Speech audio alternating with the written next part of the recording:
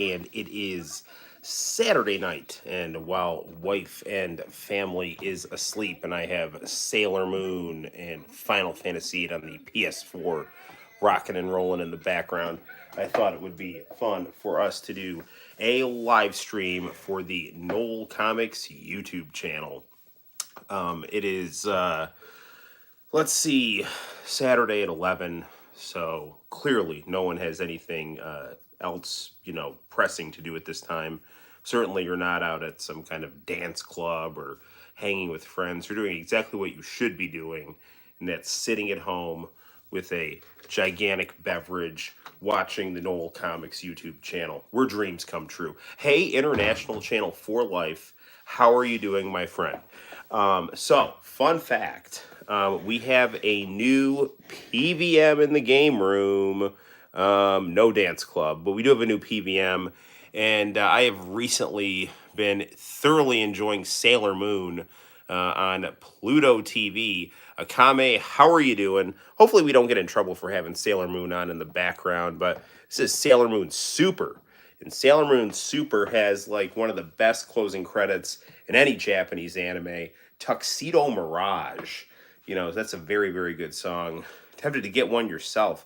Well, let me tell you, man, I really lucked into this one. It was a buy it now for $600. And hey, Diego's on. Cool. So it was a buy it now for $600.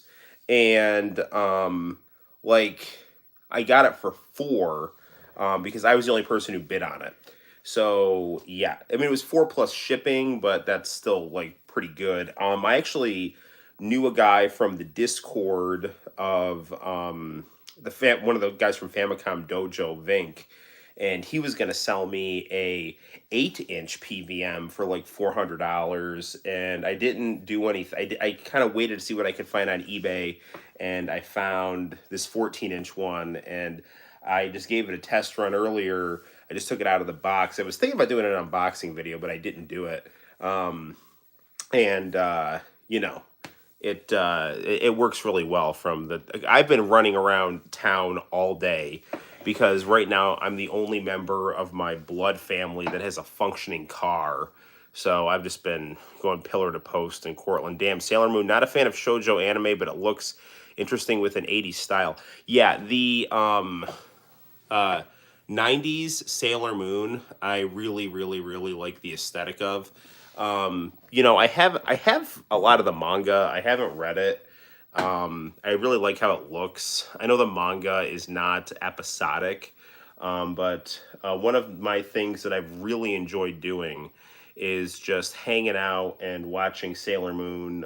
It's subtitled in Japanese, so it is very good. It's a lot better than the dub that the United States got, and the artwork's awesome. The story's cool. The episodes are really fun.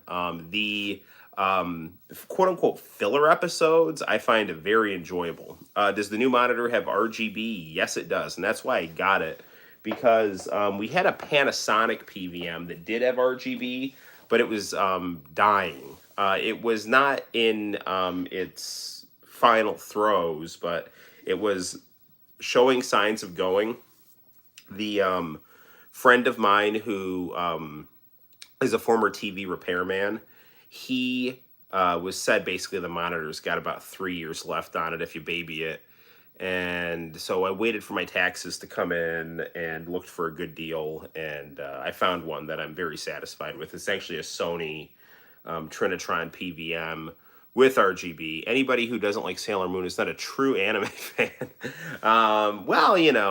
Different strokes for different folks, but I really, really like the Japanese Sailor Moon, and I always liked the look of Sailor Moon and the music of Sailor Moon. Actually, some of my first time surfing the internet, I went on I just would like punch in different anime and like it wasn't even Google. It was like Yahoo, or what was it called, Netscape. And I remember like one time there used to be a kind of an anime hub called Anime Turnpike. I have not seen the live Sailor Moon series. It looks cool. and it's very interesting because the Sailor Moon characters have such diverse designs that I think it would be interesting to see Japanese girls and women actually like kind of take those designs on and see how they look on people who are like flesh and blood Japanese as opposed to like manga Japanese. But I used to listen. I would go to this like Sailor Moon website, and I believe I got to it off the Anime Turnpike website, and it had the opening to Sailor Stars on it, and that was one of the first J-pop songs I ever heard, and I really thought it was phenomenal. And I would just listen to the Sailor Stars opening. I remember I would go to this house to babysit, and this house had a computer with the internet, and I didn't have the internet yet. I was still in high school, and I would like listen to like just whatever little anime opening tracks I could find on dial-up, and one of them was Sailor Stars. Sailor Moonwalker, Sally Frederick Mercury, Sailor Bruno Mars. That would be interesting to music personality Sailor Moon. But yeah, recently my anime of choice is been Sailor Moon, and it's really cool to have on in the background. And I saw a little bit of Sailor Moon Crystal, which is supposed to be similar to the manga. Hey, Nintendo 70, how are you, my friend? It seemed fine, but it, I think, lacks some of the visual charm of the original. And I think this is just a thing that happens with computer colored anime versus hand drawn anime. The hand drawn anime and hand painted anime on cells has a kind of a warmth and a charisma that the computer colored anime doesn't. That doesn't mean that the computer colored anime is bad. It's very good looking, it's crisp, but it also comes off as kind of cold and lacking in energy, I think. I see some meme where they replace Sailor Mercury's face with Freddy's face. Sailor Mercury is one of my favorite Sailor Scouts. I actually have a Sailor Mercury kind of a chibi plush thing. I've got Usagi and Yusuke right here because Togashi and Naoko Takeuchi are married in real life, so I thought that was kind of fun to put Yu Yu Hakusho and Sailor Moon together. Yeah, so I'll go to GameStop and I'll buy a lot of like Dragon Ball and Sailor Moon stuff and Yu Yu Hakusho stuff. And I tend to gravitate towards Sailor Mercury quite a bit. I don't know, something about her design I think is really cool, and her personality is pretty cool too. I like Sailor Mars also. They're all cool. Actually, when I went to, I took my son shoe shopping, and I ran into Target, and I stumbled across this chunky Sailor Moon manga. So, do I plan on? Hey, Starchy, do I plan on getting Resident Evil 4? Maybe. Here's some more Sailor Moon manga right here. I really, really, really liked Resident Evil 1, 2, and Code Veronica. I still kind of want to play Resident Evil 4 on my PlayStation 2. So, like, the remakes are different games. They're cool games from what I can see, but they're different games, than the original. So I kind of want to play the PS2 Resident Evil 4 before I get the new one, because I know the new one is probably going to play more like an action game than a survival horror game. And I know Resident Evil 4 on the PS2 kind of starts that trend away from survival horror to more action. And I've noticed that it's kind of a drift that starts with Code Veronica. And I like Code Veronica, and I still need to review it for the channel. You would love to see a crossover with Sailor Moon and Ronin Warriors.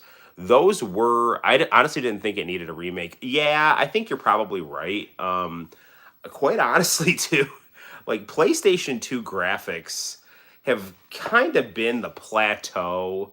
I mean, not completely, but really after PlayStation 2, video game graphics have not really advanced that much. And I don't think that's a bad thing. I think one of the reasons people view time as moving more slowly is that visual technology has kind of plateaued. If you take a look at like the 80s, 90s, and 2000s, there was very distinct technological leaps when it came to like video game visuals. And that's why the 90s feels like 10, 20 years ago for a lot of people, because if you take a look at it, it's like the 80s had 8-bit pixel art, which was, it was pretty, but it was like very rudimentary. It was expressive, but it was rudimentary. Then you had 16-bit pixel art, which was, expressive and worked well, showing two-dimensional side-scrolling animation. Then, with the PlayStation, you got, polygons, and then with the PlayStation 2, you got polished polygons. And really, since then, we've just been polishing the polygons a little more, a little more, a little more, to the point where you're now just seeing, wrinkles in foreheads and, pores on skin. And it's not like you're getting a radically different viewing experience. And I think that's one of the reasons why you've had this kind of resurgence in retro games, because people are now appreciating the aesthetic of the retro stuff because they're not constantly being wowed with new visuals. And I think that's good. I don't think it's, a good, I don't think it's a bad thing that retro stuff is popular. I mean, I've always liked retro stuff.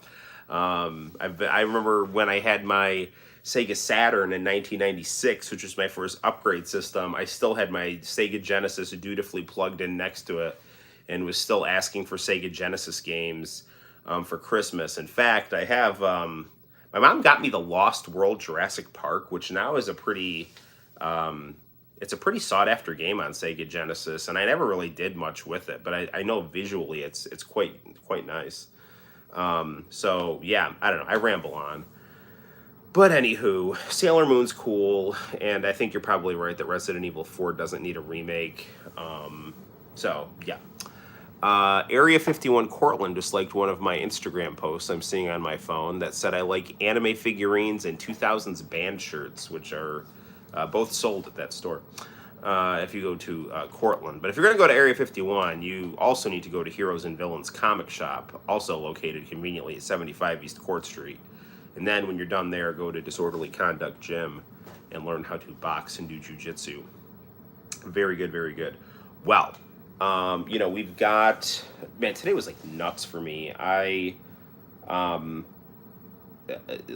My aunt got a broken foot, so she couldn't drive people. My stepdad was in Syracuse, so he couldn't drive people. And that meant all my other family members who needed rides everywhere were like constantly like calling me. So I literally have just been on the go all day, driving all over Cortland like a taxi driver. And then I had my in-laws over, and it was just kind of a crazy day. So I'm hoping I can, get a little relaxation done. Oh, I also finished my comic book entries, at least the drawing of it, for the 19th Silent Manga Contest. That's judged by Tetsuo Ohara and what's his name? Tsukasa Hojo, the guy who did City Hunter. So, I just have to scan and tone those pages. So, Noel, how many comic anime cons do I attend a year? Really just one, and it's the one in Cortland, and I'm going to be drawing at it on, I believe it's April 17th. I'm going to have a booth, and it's Heroes and Villains Comic Con, and it's always really cool. The comic shop, it's the only real comic store in Cortland, and it's, on the second floor of a I guess you could call it like a refurbished factory or a rehabilitated abandoned factory that is, filled with like a comic shop, dojos, yoga studios, toy stores, just random stuff like that. And will I do a video of it? Yeah, probably. I just did a video recently of me drawing the Michael Keaton Batman at that comic shop doing a funny interview for about like 20 minutes with Santino. Speaking of Capcom, next month I can't wait for the Capcom Mega Battle Network collection. That does sound cool. So that should be interesting. So yeah. Well, one other interesting thing I got, since we are doing our 199, our 199th live stream, which is kind of crazy. We're on the verge of 200. I actually got a hard copy of a very cool game that came out in 1999, Final Fantasy VIII on the PS4. So I have a hard copy of this on the Switch, but I thought it was really just interesting that there was a PS4 version of this. So I found it on Amazon, I got it, and you can see it's playing in the background on the VGA monitor. So I think we're going to check that out, thankfully, because our camera's not, totally cued onto Sailor Moon. We're not getting into any trouble here. Let's see, we have our crisis makeup transformation right here, so... I should play King of Fighters 99. I should.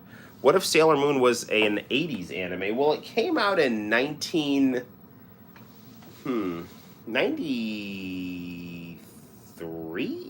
I think the anime came out. I think the manga came out in like 91. So, sorry. I think the manga came out in 91. Yes, the manga came out in 91, and then I think the anime started in 93 and ran until 96, 97. Or maybe the anime started in 92. Let me see. I actually have a very early VHS tape of Sailor Moon for the American dub. I think I bought this. I got this from a video store. Where did I get this from? I got it from Blockbuster Video, actually. So it's still got the Blockbuster Video thing on it. And this came out... So this VHS tape came out in 1995, but I want to say the anime came out in 93. I wonder if there's a copyright on the back of the box here. Nah, it just says 95. Very cool Blockbuster rental sticker on a nice shiny Sailor Moon VHS box here. So when Blockbuster closed in my town, I went and gobbled up as many of the anime tapes as I could. Same thing with Hollywood Video, and then also same thing with Video Circus, which was a locally owned video store. Cortland had a Family Video up until COVID.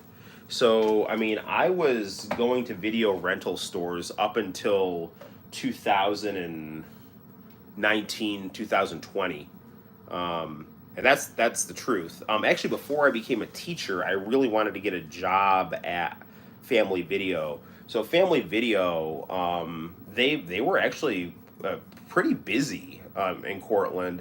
And it's not that people in Cortland are like hicks who don't have Netflix, but... you could go to Family Video and rent like movies for $1. So people would like go there, rent a movie for $1, bring it back after, 5 days, I think. And they had a pretty hopping business. So it was cool, but I guess COVID sadly killed them. But, for a while, one of my fun things to do with my buddy was we'd go to a diner and then we'd go to Family Video afterward. The anime adaptation of Sailor Moon was in 1992, so it came out a year after the manga. I'm surprised it was that quick. I figured it would be like 2 years after the manga, because Dragon Ball came out in 84, and then the anime came out in 86. But yeah, Sailor Moon only took a year. So, cool stuff. We'll probably play some Sailor Moon games. I have one on the PlayStation. I hear there's still a operating video rental store in Philly. Nice. There was one in Cortland, straight up. Just like the Evangelion manga came out in 94 and got an anime adaptation in 95. Very cool. Actually, again, at Heroes and Villains, I've told you this. They inherited a storage shed from this Japanese family that was in the area, and one of the things that I got on the topic of what you're saying is this very cool Neon Genesis Evangelion DVD So yeah, nice stuff. Ronin Warriors came out in '88. DBZ was '89, and so was Ranma. I'm waiting for Pluto TV to show Ranma. I have no idea why they're not, because Viz stuff is shown on Pluto TV. So I'm surprised. They have Inuyasha in Japanese here. So Ranma Half has never gotten its appropriate release, and I think that was always the case because of the kind of the nudity. I mean, it wasn't like bad nudity, but it was like comic book nudity, and the kind of like the gender swapping stuff. So that's not taboo now. I mean, oh, we gotta check this out. I love this song.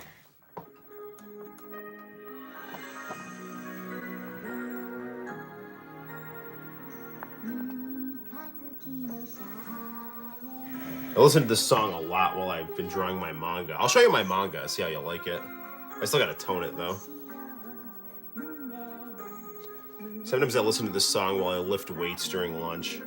It's actually sung by all of the voice actresses from Sailor Moon.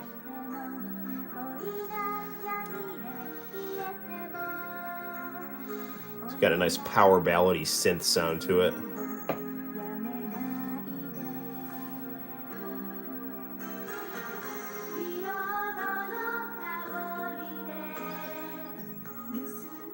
Sailor Uranus and Neptune, the Yuri couple.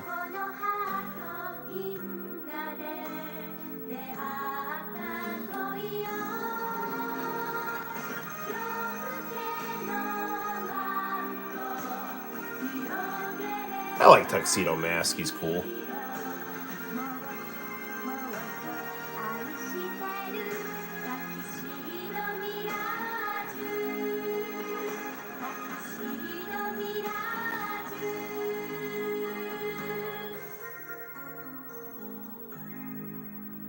Ah, goosebumps. Let's see what next episode is.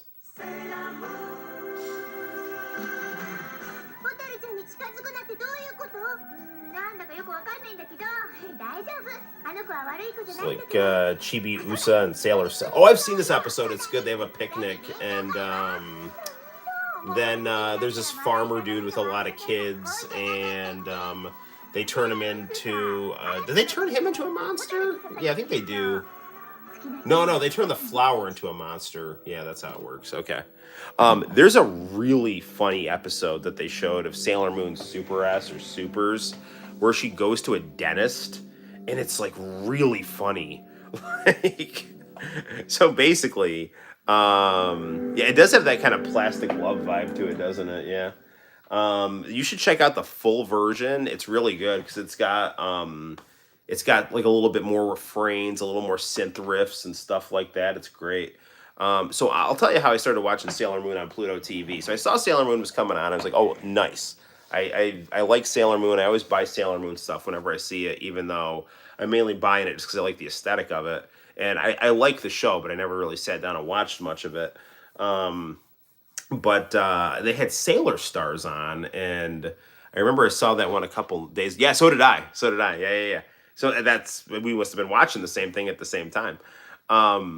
So like they had Sailor Stars on, and I caught it because I remember how much I loved the opening to Sailor Stars, and then I started watching it, and it was interesting because, and this is why I think they should show Ranma Half with no problem, is that they have this group called the Sailor Starlights, who are like guys in their earthling form, but they're aliens, really like girl aliens. So when they do their sailor transformation, they're like these girls.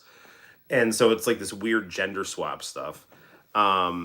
And like Tuxedo Mask like dies, and Usagi doesn't know, and like so the Starlights are this like pretty boy band, and there's like teenage hijinks with them, but then they turn into like these sexy girl Sailor Scouts, and it's kind of weird, but the stories are really good. So I started watching that, and then I fell asleep, and then I guess they like cycled through to like the normal Sailor Moon stuff. Sailor Stars is the last part of the manga, and so then I've just been kind of watching it since then.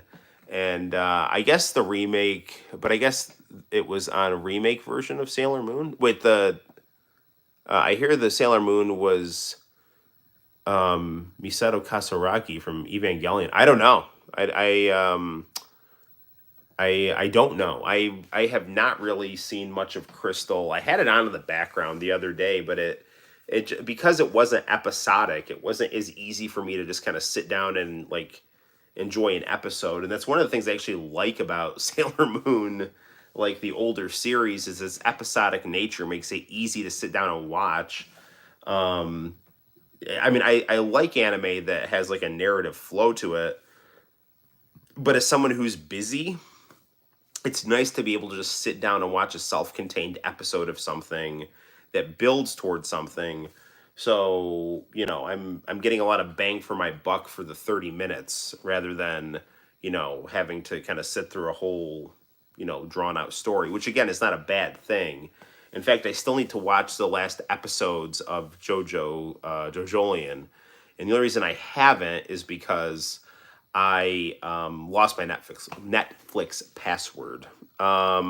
I also got the manga Codename Sailor V as well. Season 3 of Crystal had the most beautiful animation. Interesting. I should check that out. So season 3 of the super one of Crystal, was that one called like Eternal or something? Because I know it went like Sailor Moon, Sailor Moon R, Sailor Moon S, no, Sailor Moon Super, Sailor Moon Supers, and then Sailor Stars was the anime flow. The original anime. Pretty Cure was supposed to be successor to Sailor Moon, but it didn't make an impact in the States. I don't even remember Pretty Cure. I don't even know what that is. You have the manga of Codename Sailor V. Interesting. That's supposed to be that was the pilot one, wasn't it? That was Takeuchi's first. That was like the Sailor Moon pilot she did. Cool. Yeah, I really I like these sitcom-y parts of this, where it's like Mamoru Usagi and Chibi Usa, and it's just like these like stupid family sitcom type situations. Yes, it was it was the prototype Sailor Moon. Yeah, dude, that Sailor Moon Super S dentist episode is like really funny. I highly recommend watching it. So basically, there's this monster, and like it basically has like a dentist office, and like Usagi and Chibi Usa have this like problem where they eat too many sweets, so they get all these cavities, and they go to this dentist office, which is like a front for like the monster bad guys.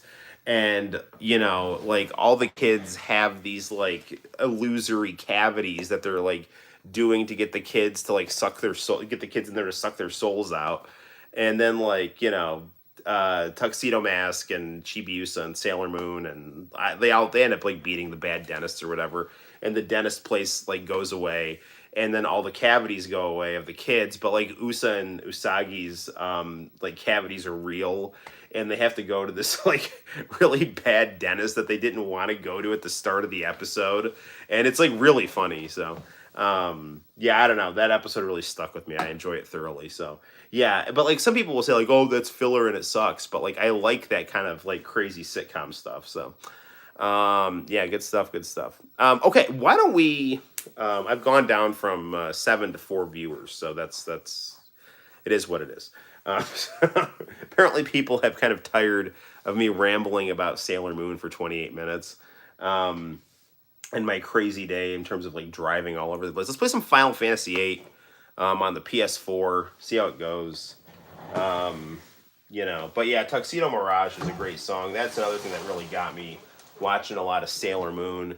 And yeah, really, like a lot of the time, like me getting into anime stems from me just liking to watch the opening and closing credits. Yeah, let's get down to it. Final Fantasy VIII on the PlayStation 4. So, and I'm playing it on a CRT, so we should get hopefully the maximum of the remastered graphics with all of the remastering stuff. So it'll be like remastered on a CRT. Because I know sometimes when they do these remasters, you know, they don't always look quite as sharp as they could because the pre-rendered backgrounds weren't exactly made to be shown on high definition television. So, all right, new game works for me.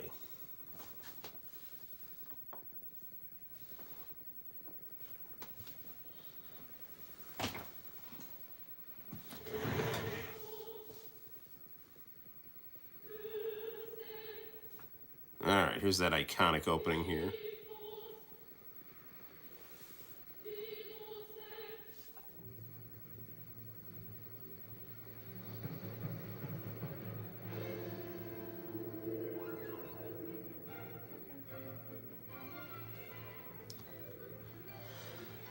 All right. This was a good game. It's probably my second favorite Final Fantasy. What's my favorite? 7, of course. I would say 7.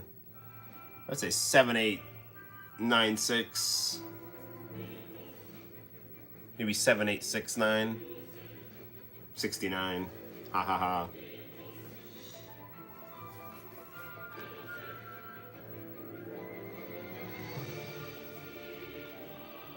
Play a game that is the number 9. This game came out in 1999, so. I'll play some Dreamcast too. That's a big 1999 gaming console.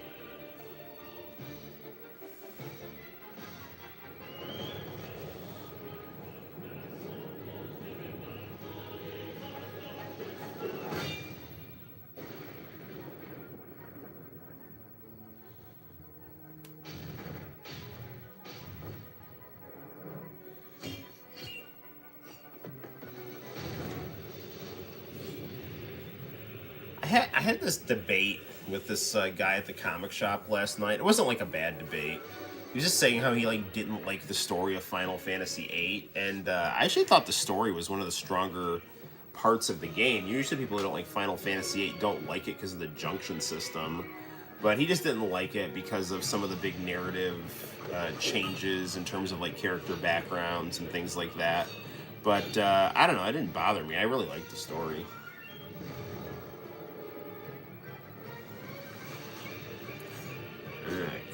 I almost called him Cloud.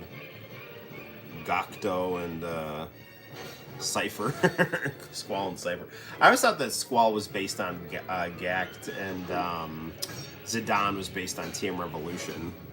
Although they say that Squall is based on River Phoenix, but I think he does look a lot like Gact. Play games that were made in '99. Well, this is one of them, so...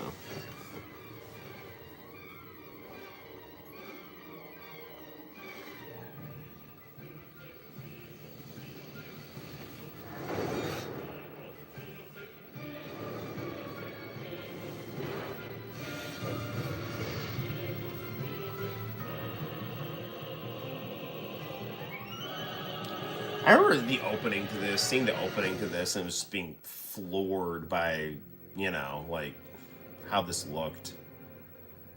Like how a game could look like this. Especially those, those full motion, those CGI scenes were just nuts.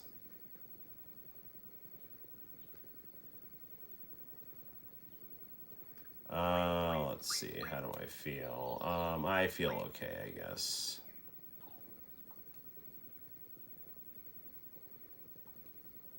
Say your name for me. My name is Squall. I'm going to confirm that. Take it easy.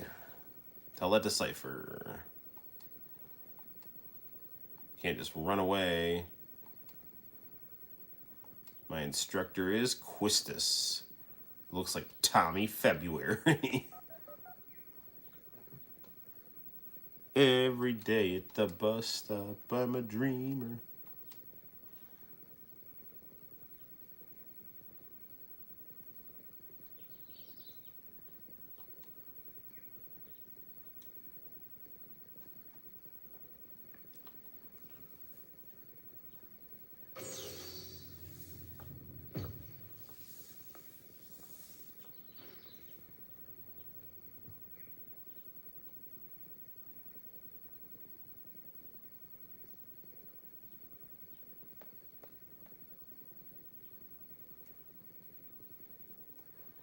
I knew it'd be either you or Cypher.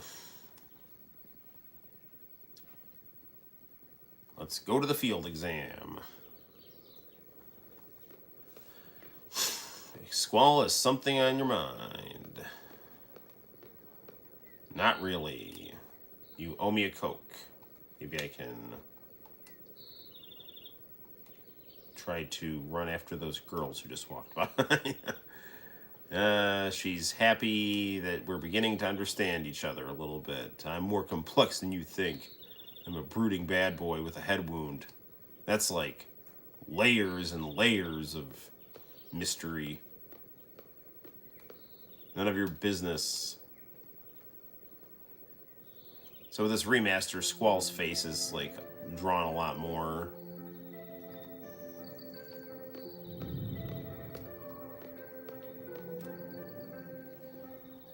Well, I mean, it was drawn on the other one too, but it's like, you know,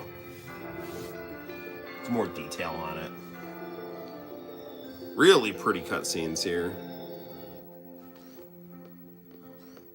When do we start spring break? I start spring break on Friday. So, what is that, the 31st?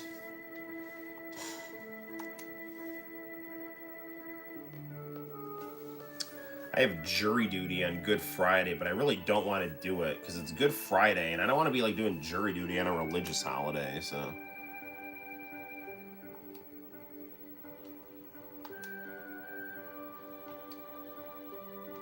I have basically 8 days to tone my manga.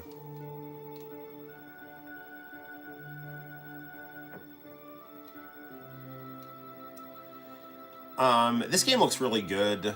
It is interesting though. That we're getting like a little bit of the, not totally, but a little bit of the opposite effect with you know, in the game when this was on PlayStation, the pre-rendered backgrounds looked sharper than the characters. Though the characters look sharper than the pre-rendered backgrounds, but I think it still looks great. We've been to Fire Cavern. You won't pass your seat exam if you don't go in there.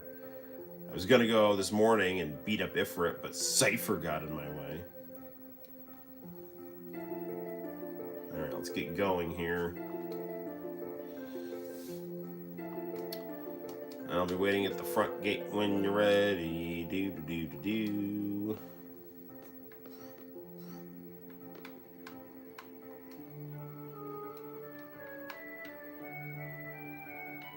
Okay. I'll take good care of Quistis. Gonna talk to Barack Obama here. He's apparently got a thing for Quistis as well, but who can blame him? Lead singer of the Brilliant Green. I'm using an analog. I'm late. Wah. Are you okay? I'm not a jerk.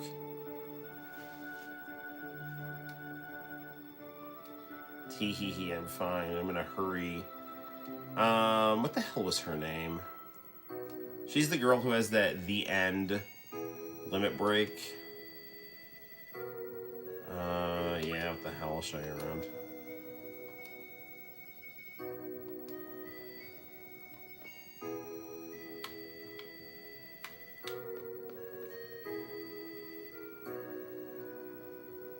Man, I can't remember her name.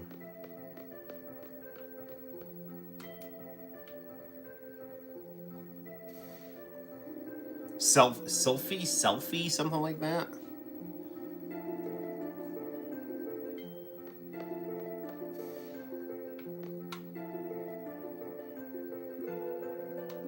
That's the directory. Where dreams come true.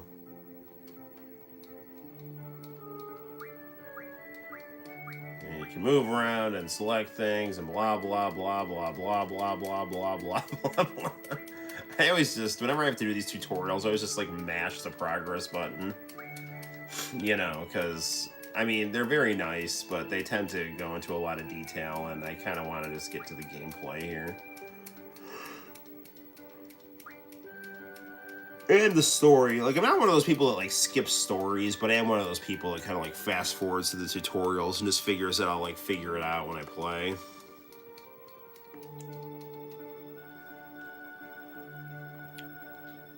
Hey Nixon, Final Fantasy VIII. I see one of the better ones. Yes, it is. We're playing Final Fantasy VIII. I have a hard copy of it on the PS4, so pretty interesting stuff here. You can save here. Well, let's save.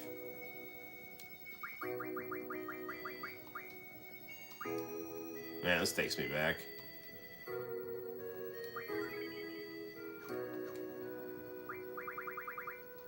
Playing this on the PS4 is actually using the exact same controls as the PS4.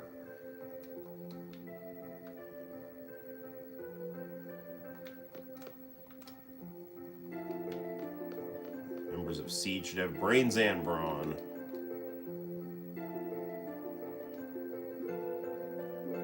Calling me a problem child.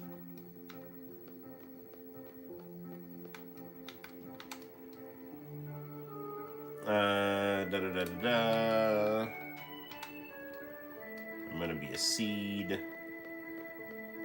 Gonna work really hard.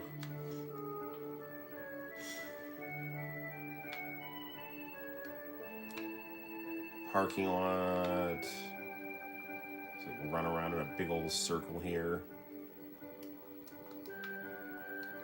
Dormitory. Cafeteria. Is Zell in here eating hot dogs or something?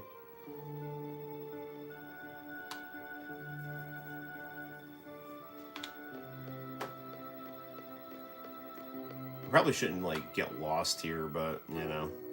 Oh, there's Cypher.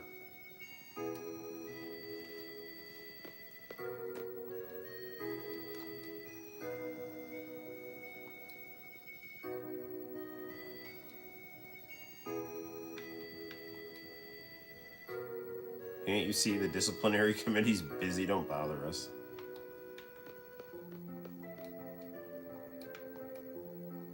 No more hot dogs today. Zell probably ate them all.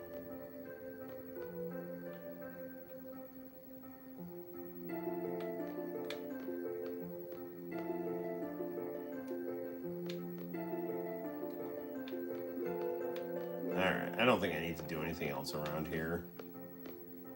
I mean, I could. I could explore things, but I think it's probably about as good as it's gonna get.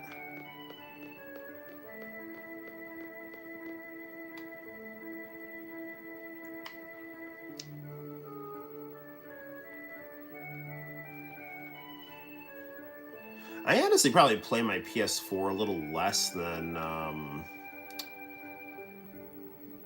than my Switch or my Xbox One, and that's mainly just because my Xbox One, I don't know, just for whatever reason. Oh, you know what? You know, one big reason is that my PlayStation wireless controller doesn't work all the time.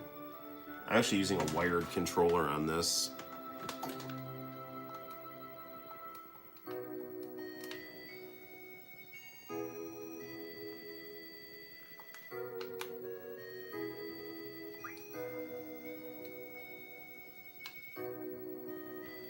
Alright,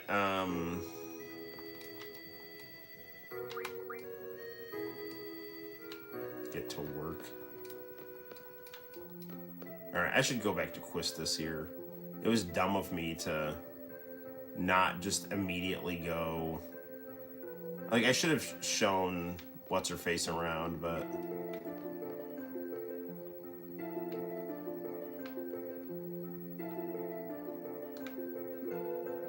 What is she doing here? It's like she's like ice skating.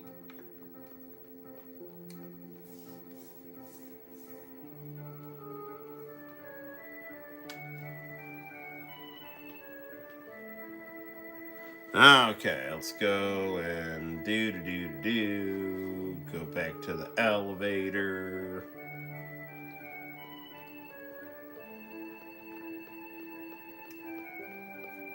I think this is where the elevator is, but I could be wrong.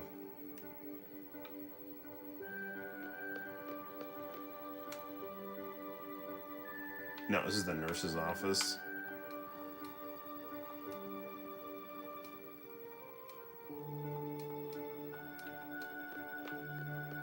I'm okay. Going to leave.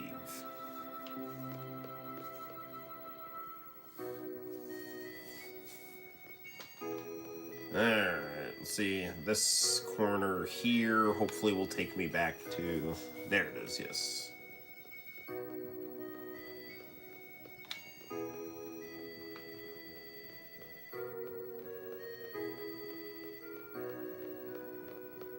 I think Quistis is right out front here.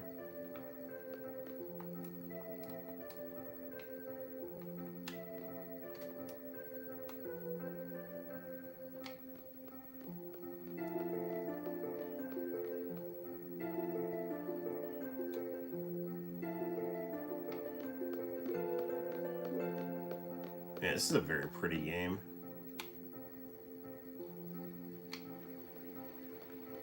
Let's get this draw point right here.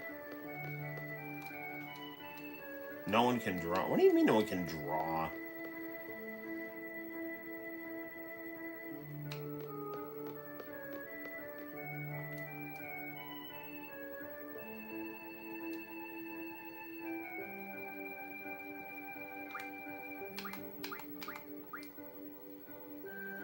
Ooh, and I get Shiva too. Nice.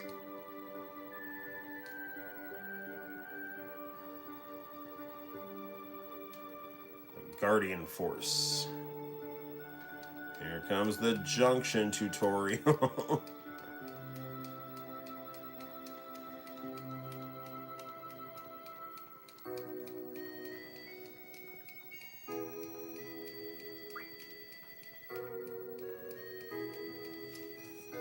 It's interesting because I think this copy of Final Fantasy VIII was only released in Japan and Europe.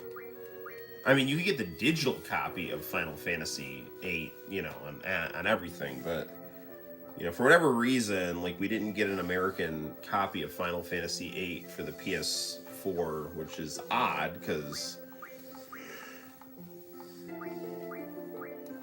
you'd figure that the game was pretty popular here and people would want to buy it. I mean, Nick saw it right away and knew what I was playing.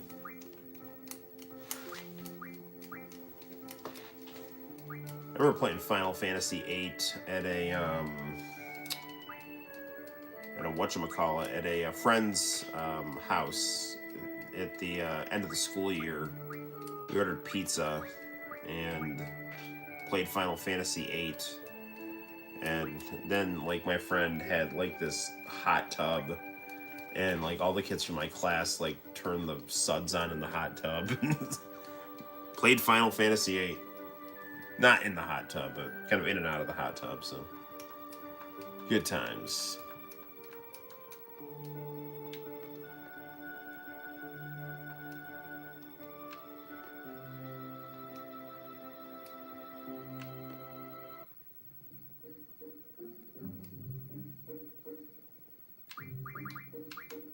What's it, northeast of here?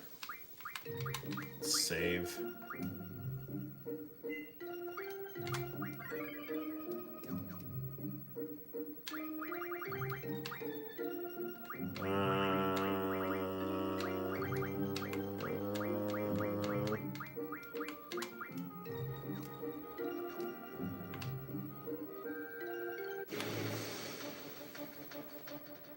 Here we go. I forgot the encounter rate on this game is like crazy high until you get Diablos.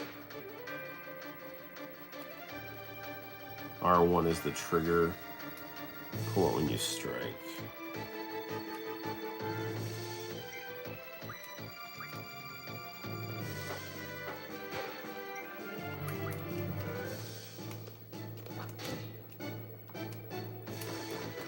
Oh, I gotta equip my... Did I not equip my Guardian Force?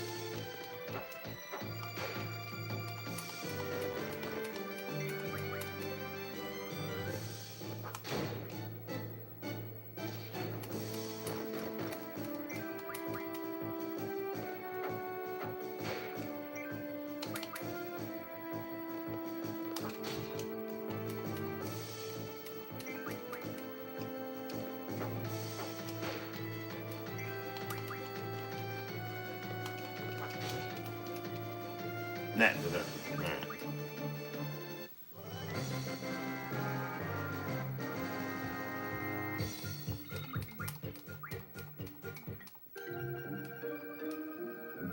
All right, GF. Let's do cloud. Wait, okay. I can't. I should have paid more attention to your Guardian Force. There it is, Shiva. Okay.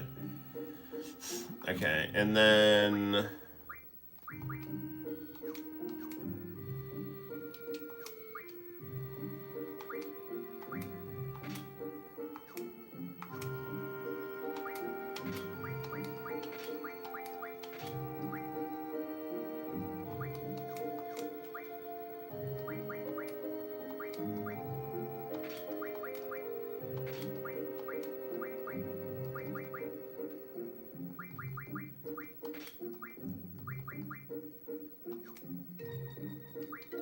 Maybe Quistis should have item instead of magic here.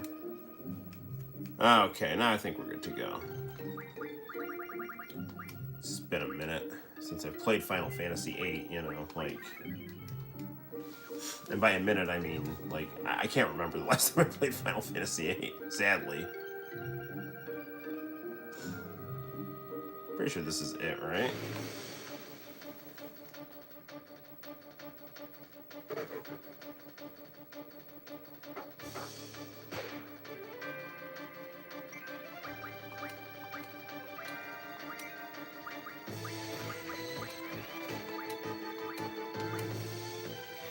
Got Blizzard. Let's stock up here. It's gonna be a while. I'm gonna draw some Blizzard magic here.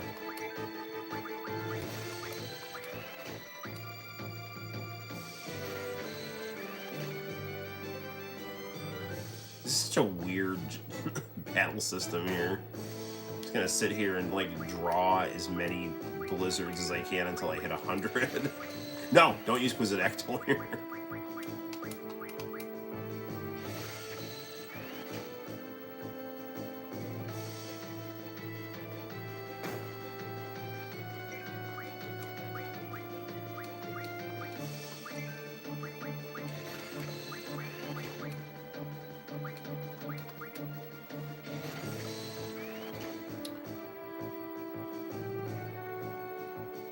Or it's like sometimes like the drawing process is so long, like I would just like kind of zone out and like watch a TV show while I was drawing things. Watch like Alf and Boy Meets World on a VHS tape while I drew up to 100 of something.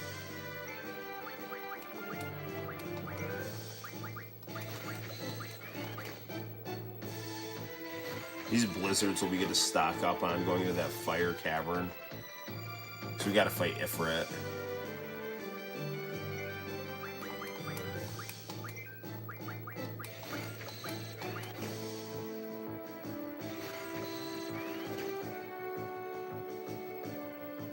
I have the PS1 version on the Switch. Nice. I also have the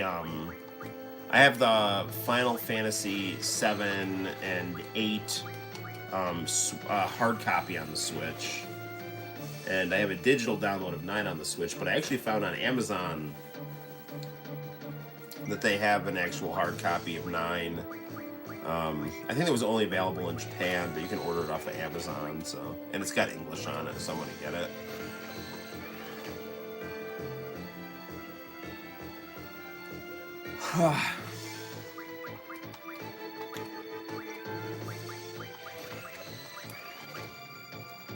So for my class on Friday, we watched The Boy Meets World with the Bill of Rights, where like Corey and Sean take over the radio station. It was like really good to watch that. Teaching the kids the Bill of Rights, and like it's funny how like you don't realize that a lot of the shows aimed at like teenagers back in the 80s and 90s had like subconscious educational value to it, to be able to you know, I don't know, probably fulfilled some kind of requirement from the FCC or something, but that's gone now. Now all it is like hedonistic narcissism, and that's what people think makes a quality show.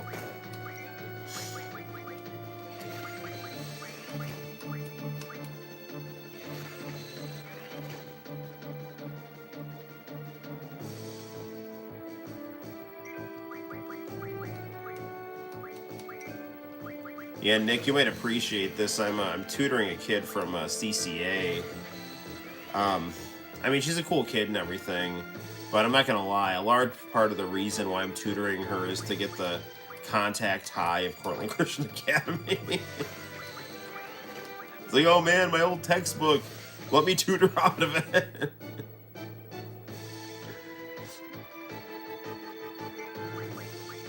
Takes me right back to 1999 when I was playing Final Fantasy IX. So, no, in Final Fantasy VIII, I should say. I was playing Final Fantasy IX in 2000, ironically. So.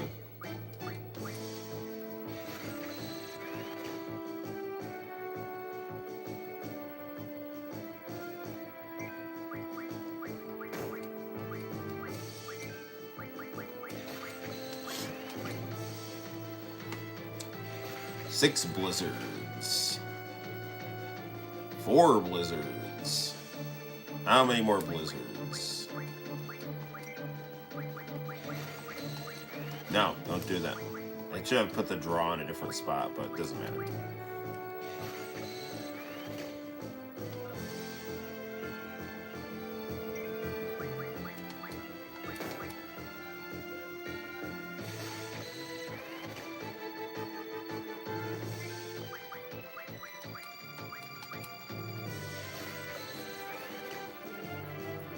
One of the earliest games I actually had on my PS4 was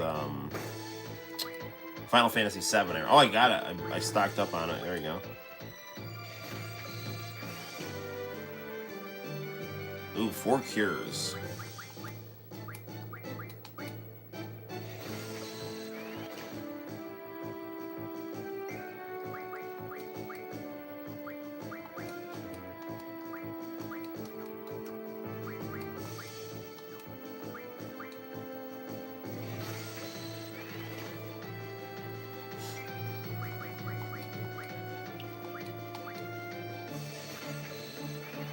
How many more cures does Quistis need till she gets up to 100?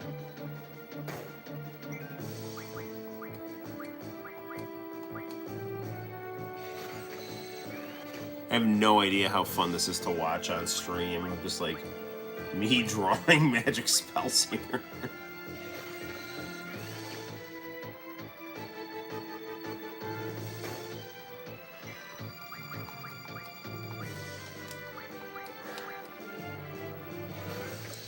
I mean, we're not going to get to it on stream, but one of the fun elements of Final Fantasy...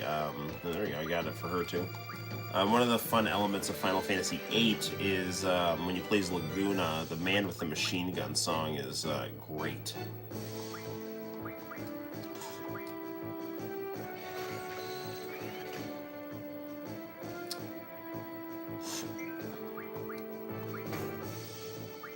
Let's give Squall a potion here. Draw some more cure.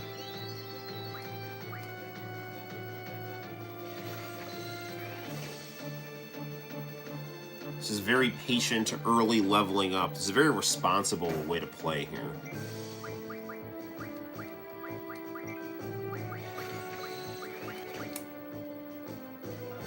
So the first time I played this game, I didn't understand how the junction system worked, and I just powered through using my summons. And then you get to that part at the end where one of the witches like has Renoa, and you can't use magic against her. And I had to use a Game Shark to beat the game because my stats were so messed up. I literally broke the game, and there was no way for me to beat it. It's pretty interesting, actually. I remember like getting up one time at like 5 in the morning and playing the game for like literally 2 hours trying to fight that boss.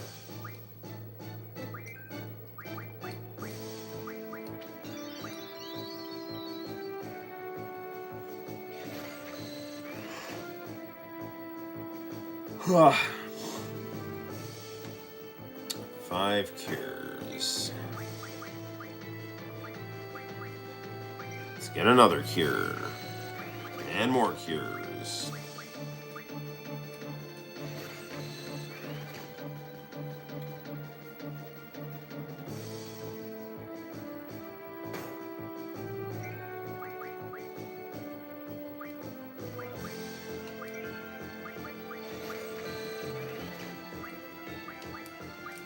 wonder what that final spell is here.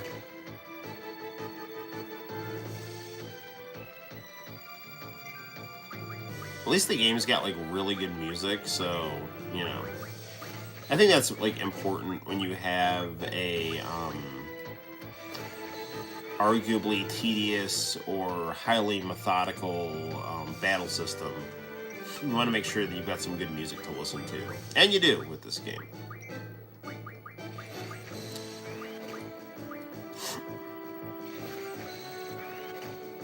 Another thing, you know, break is coming up, and you know, the deadline for the manga contest is the 3rd, so I mean, I got to get that done this coming week. I got to get all that toning done, which I'm going to do on my phone, but I do want to get some comic books printed by the 17th of April, because that is when the comic book show is, so I need to, I got to get on that as well.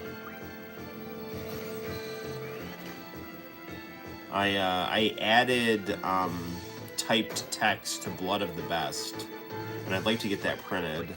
The comic I did for the Tetsuka contest from Shonen. Ah, shoot, I didn't mean to do that.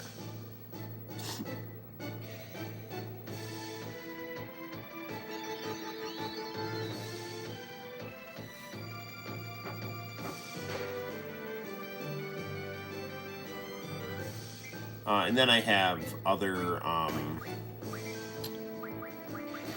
comics I like to get printed. You know, I've got Long Shot and Heavy Metal, which are my other 2 entries in the Silent Manga contest. This one I'm going to call Go for a Punch, and hope people read it because they think it's Saki Sonobashi. The fake horror anime that Justin Wang is obsessed about, so... Because the anime is about boxing, so, yeah. It's completely legitimate and smart, too. It's not about, like, high school girls smashing their heads in the sink, though.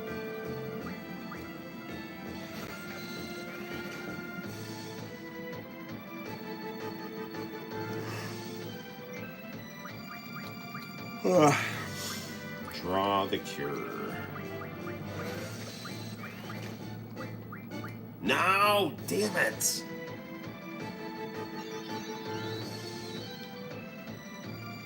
I mean, it is important to keep our health up here. I'm not gonna get the final spell because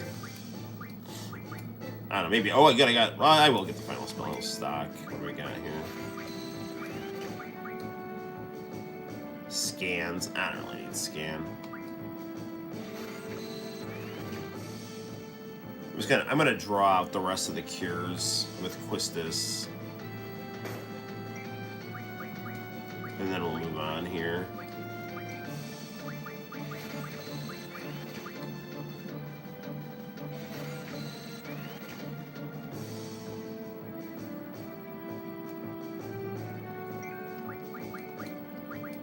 That's it. All right, we're good. No, that's Squall.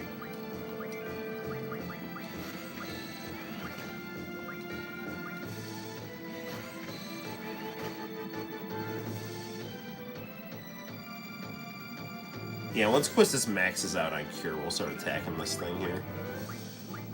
I'll just keep stocking scans until Quistis is ready.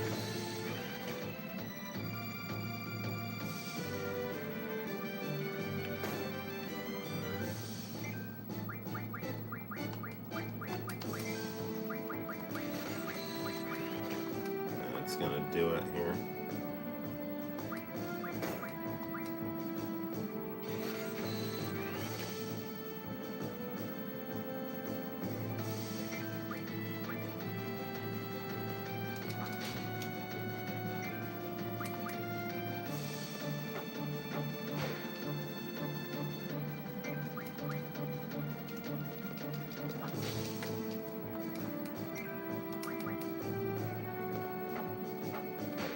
Try to time that gun blade exactly right here.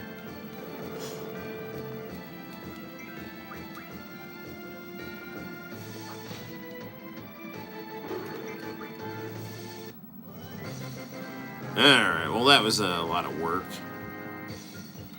But that should help us quite a bit with our leveling up here. So we'll...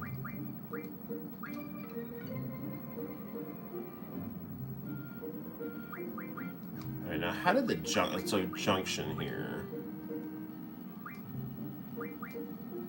Alright, we got Blizzard and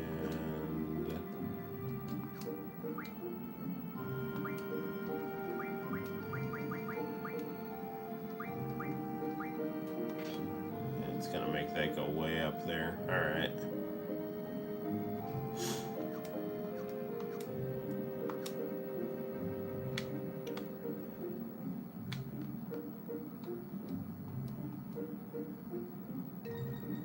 Dude, I literally just did the junctioning magic stuff. I don't need to go through the tutorial for junctioning.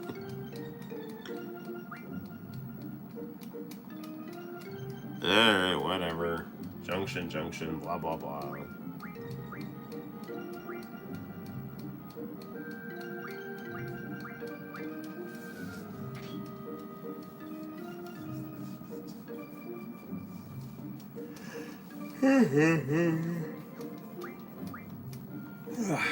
Yes, yes, yes.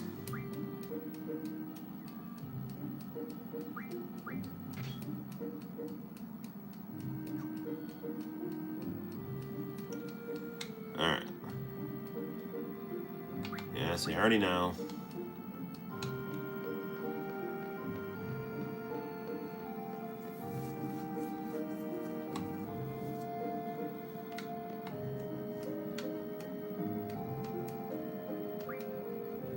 Let's rock and roll.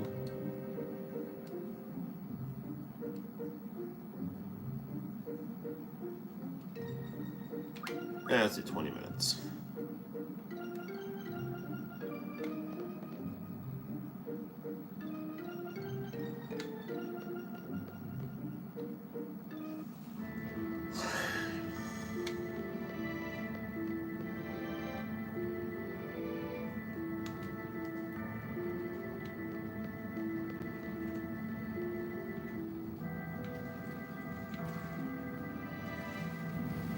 I think it's like hailing outside. And all of a sudden I was like hearing like it sounded like plastic. Like crinkling plastic, and it's happening outside the window.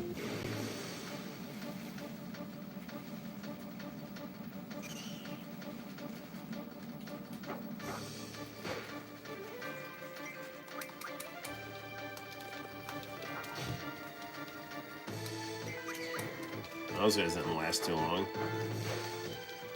And neither did they. Now that junctioning magic really paid off. Hey, Sinister! I remember that episode where Fred Savage was a college professor and hit on Topanga. Yes, I do. Ben Savage is running for Congress. He's, I think he's going after Adam Schiff's seat. I think Adam Schiff is running for Senate, and Adam Schiff is like an intelligence community stooge. Like, he's an FBI stooge that was basically trying to, you know, just, I don't know, take Trump down with trumped up stuff, pun intended. So yeah, Ben Savage is totally running for Congress, which is interesting because there's a really funny episode of Boy Meets World where Corey is running for like student council.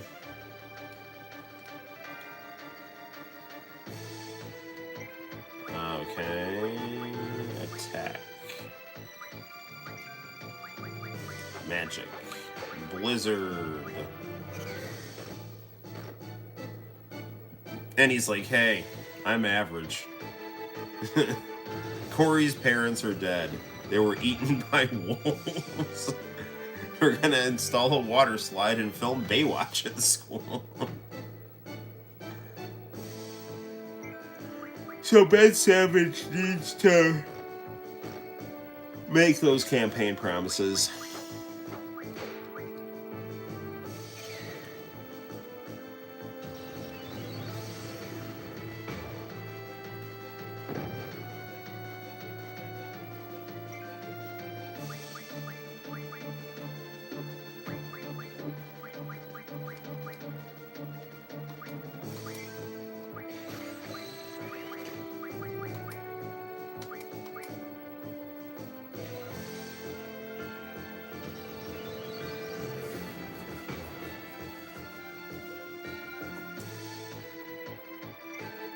probably shouldn't draw a lot of fire. Well, no, I will. I could try to stock up. I think this guy's gonna explode if, you know, if I don't take him out.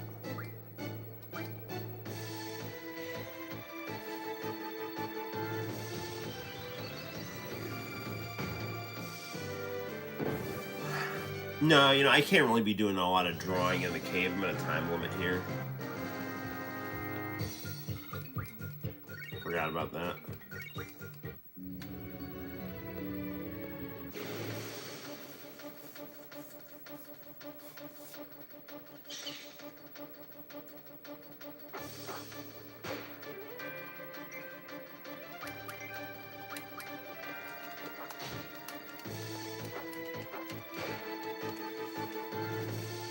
That's the end of him.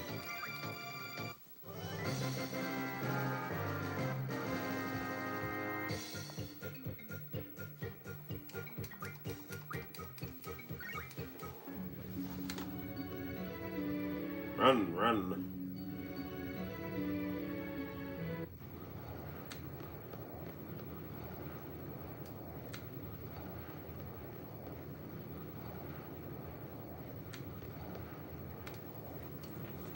Alright, I am ready. Let's go, Ifrit.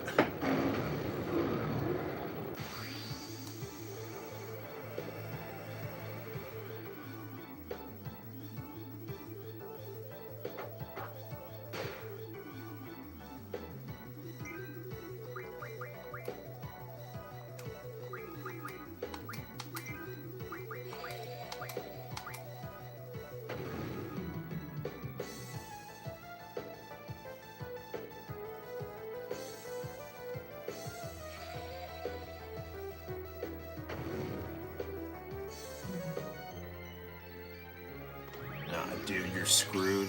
Hopefully, I hope they didn't censor Shiva. I want anime skin here. Nice. Nah, no, we're good. I guess. I can't remember, but she looks good enough. She looks how I remember. They have Shiva.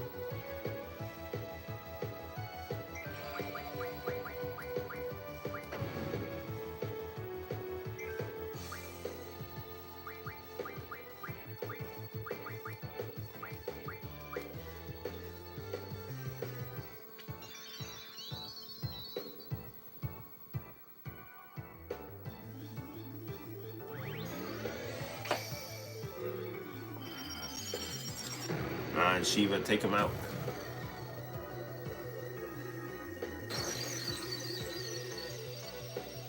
Some people didn't like how long the Guardian Forces took. I'm one of those people that really likes like the cinematic, spectacle-based stuff, so it was fine by me.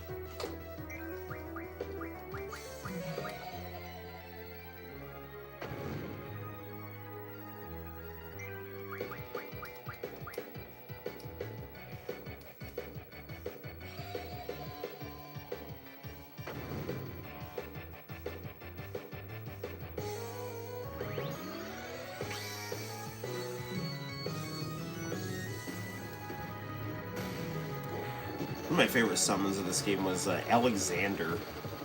It's like a giant castle robot that shot holy energy at you.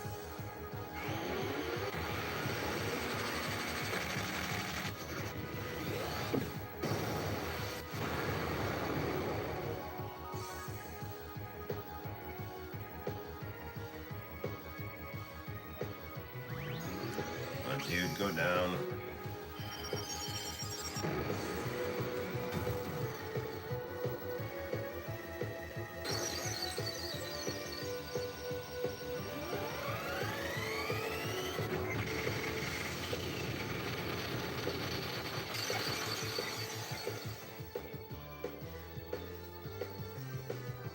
Not bad for a human.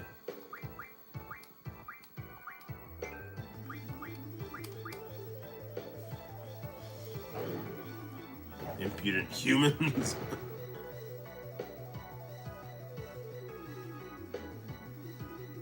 He's hurt.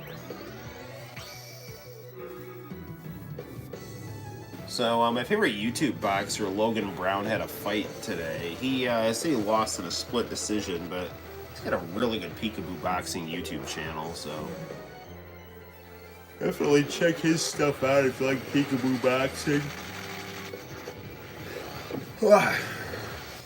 We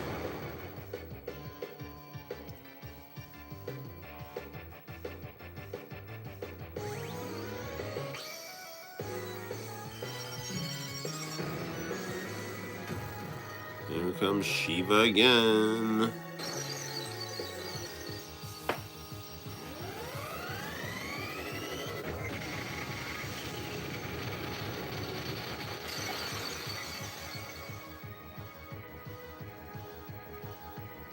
Come on, dude.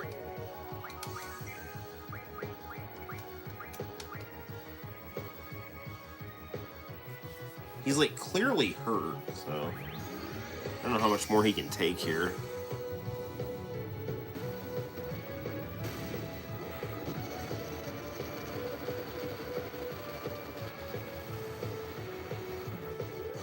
Yeah, while I'm waiting for this summon to go through, I might as well have more of my large jug of water. I'm like way behind, but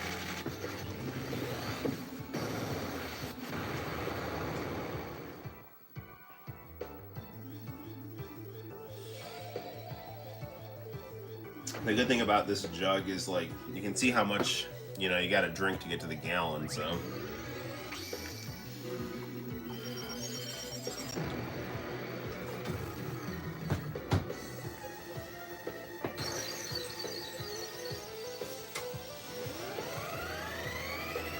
I think this game looks really good on this monitor. I think I would say it looks even better on this monitor than on a flat screen.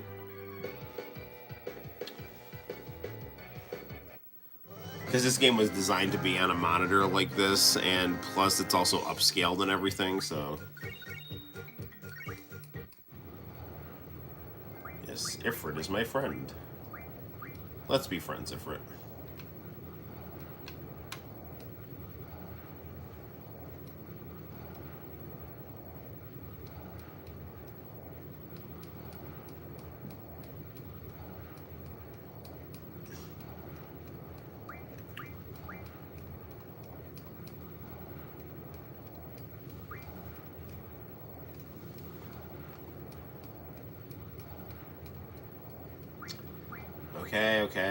Okay.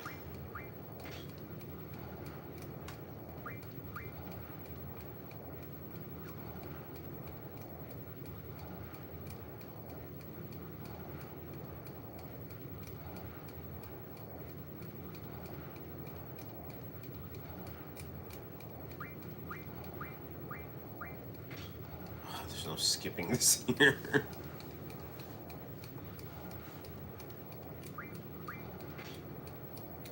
Can't believe the Phantom Menace was Senate redistricting.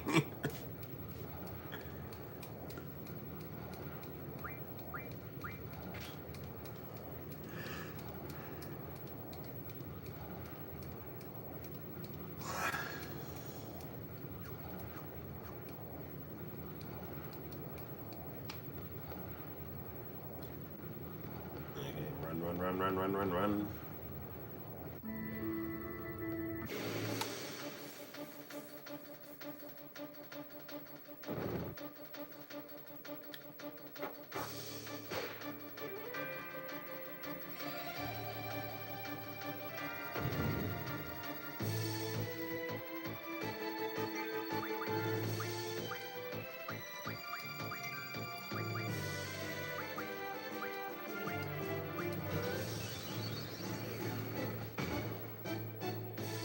There we go.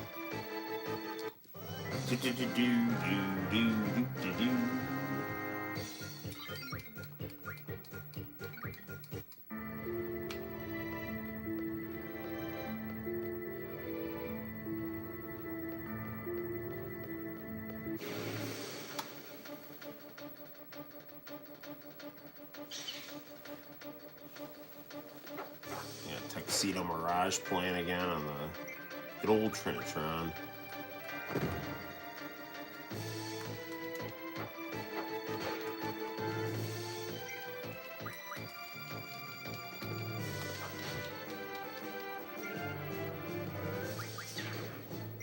The timer's not going, but I don't know if I need to get out of here by a certain time limit or not. I'm just gonna run for the exit here.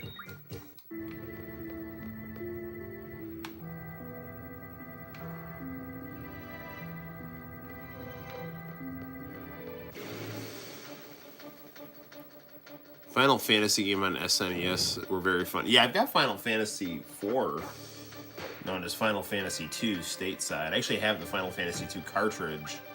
My stepsister gave it to me.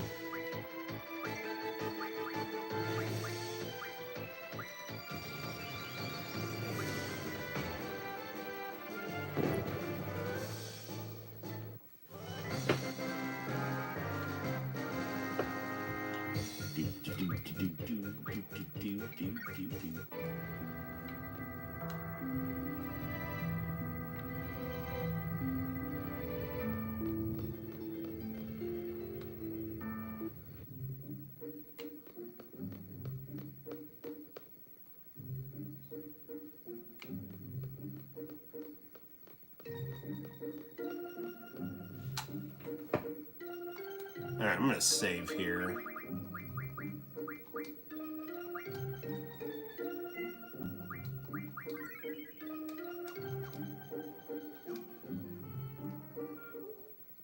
Alright. Part of me kind of wants to play Final Fantasy VII on this, now that I've kind of gotten 8 going here.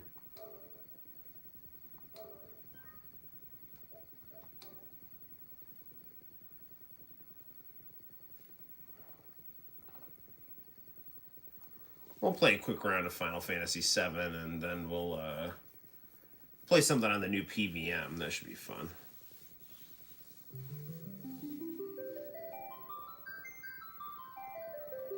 Oh man, this one's the best. 8's awesome, but nothing beats 7. Special movie. What was the special movie? I don't even remember.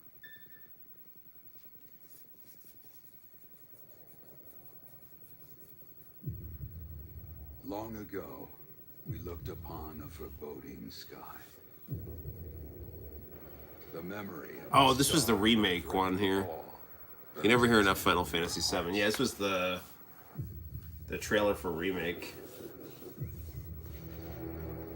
In its wake came an age of silence. Yet with each fond remembrance, we knew those encountered were not forgotten. That someday we would see them again. Perhaps it was no more than wishful thinking. I really liked remake. I thought it was excellent. And I can't wait for the next one. I mean, if I get a PS5, it would be because of remake. The reunion at hand may bring joy. It may bring fear. But let us embrace whatever it brings. For they are coming back. At last, the promise has been made.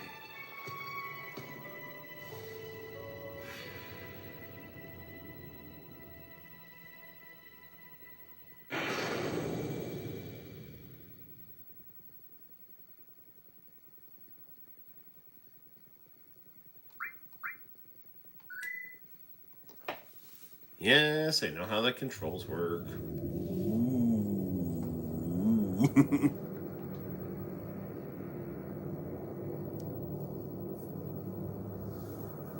Oh, you're going to bed in 1070? Good night, my friend.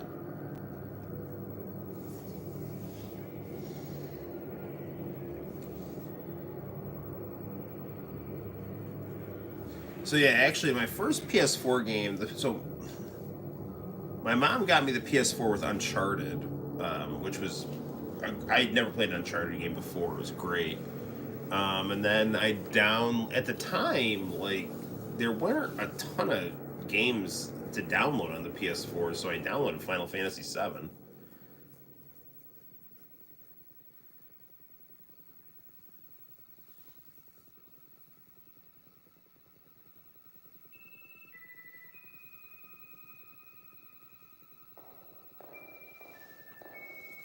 This game also looks very nice on this monitor here.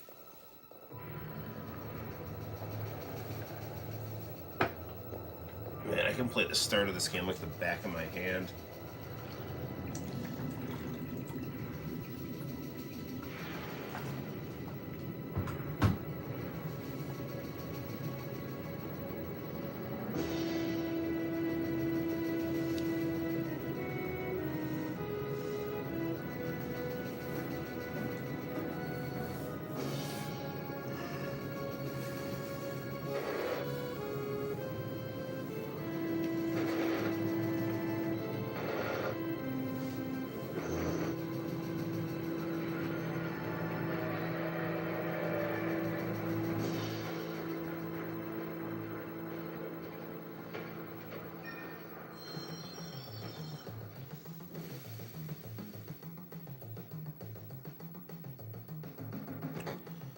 Now, as much as I like 8 and think it looks really cool, even the remake, the remaster, I like these sprites better. I like these character designs better.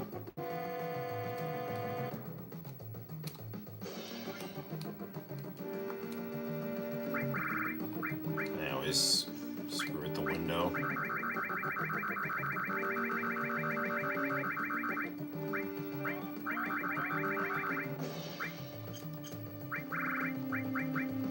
Battle speed, fast.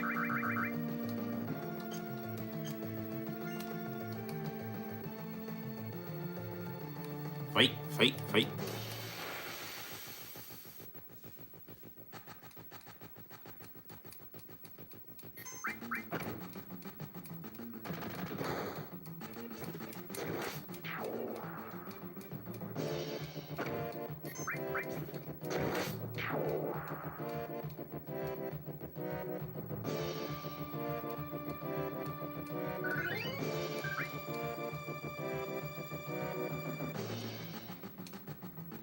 He didn't have any potion. That was just in the demo.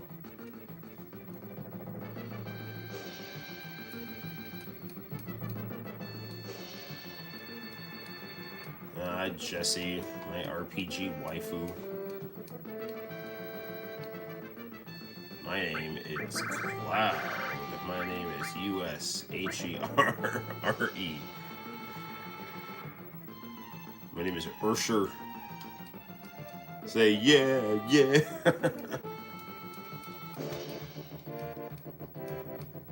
They were doing a 2004 top 30 countdown on the 2000 station on Sirius and Sirius XM, and the number one song was Usher and Ludacris and Little John and Mr. T with a gun arm. I love Barrett. Barrett's just so freaking cool.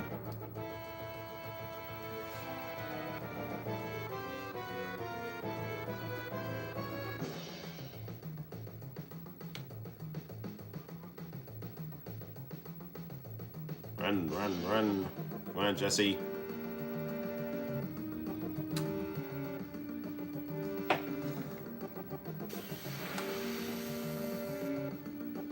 Hopefully we're still alive when we get all the remake installments. Yeah, I sure hope so.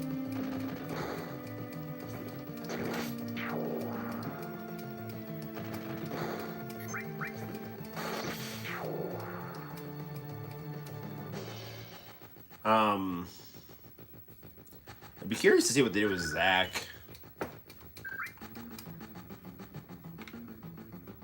It's also gonna be curious to see if they kill Aerosov or not.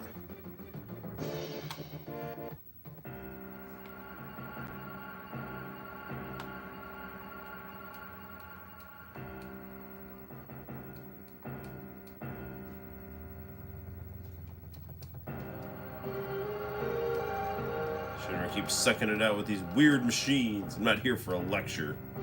So you're coming with me.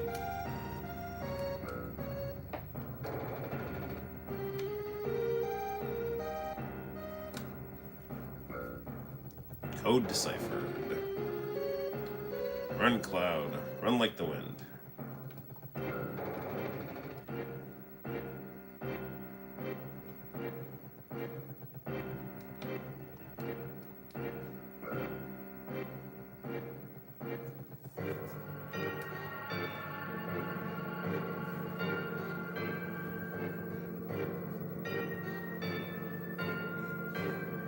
This game looks phenomenal on this monitor here. I don't think I've ever seen Final Fantasy look this good. Final Fantasy VII, at least. It's the CRT crossed with the remaster that I think makes this look so slick.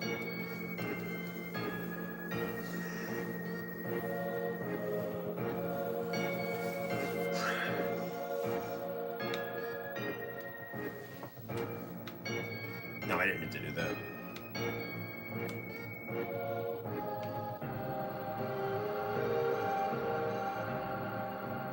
Run, run, run.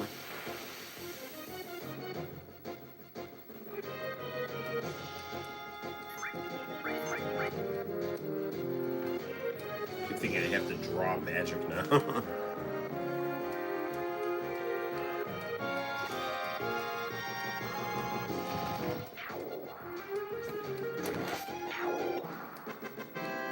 Do, do, do, do.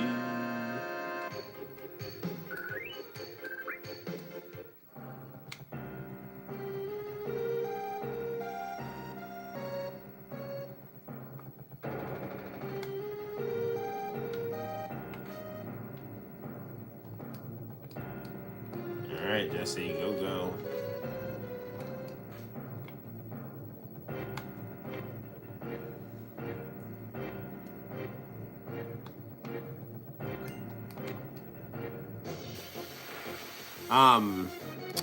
Can someone in the chat tell me what time it is? I don't have a clock in the game room here. I mean, we definitely have to watch some VHS tapes because we didn't watch any VHS tapes last time. And what did we do? We played Street Fighter and talked about politics, and then we played Resident Evil and talked about politics. And then we played WWF in your house and talked about politics. 12:42. Thank you, Nick.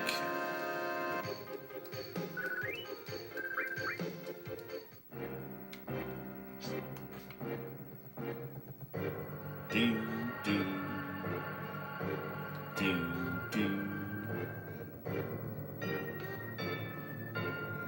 The thing about this remaster here is I can use the analog stick. Just making Cloud run to all kinds of interesting directions here.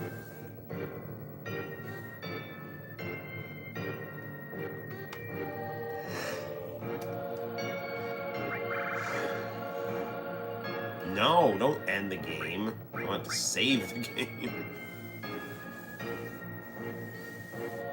Ooh, look at all these save slots I get now.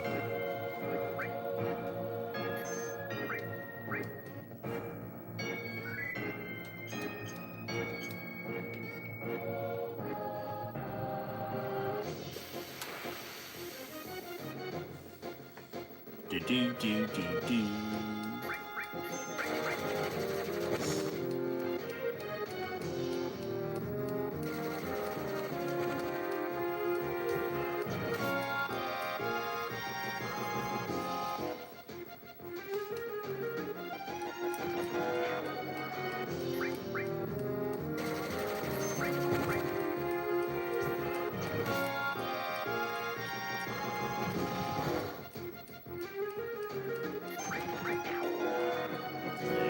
For Barrett.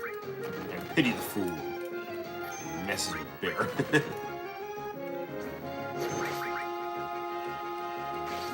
For example. See ya.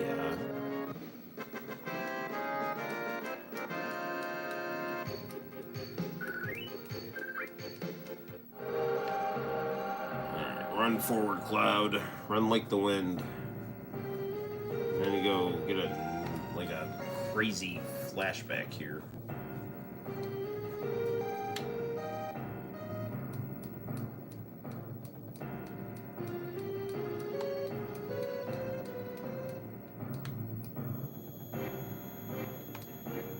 Watch out, this isn't just a reactor.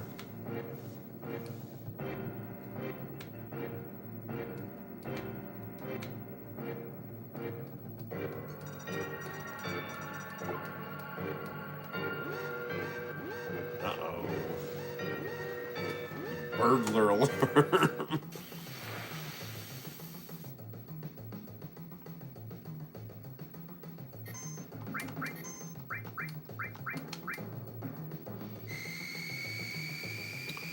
Don't attack while its tail is up.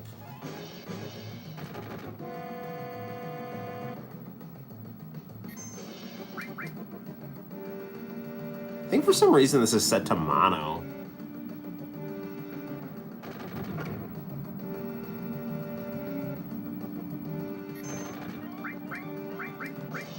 Because, I don't know, it's mostly coming through. There's a couple of sound effects are not quite there.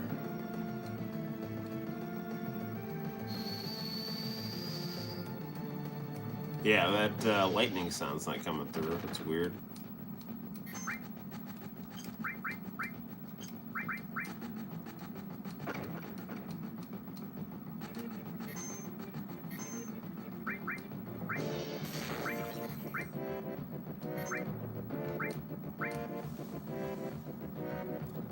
Enjoy my braver limit break here.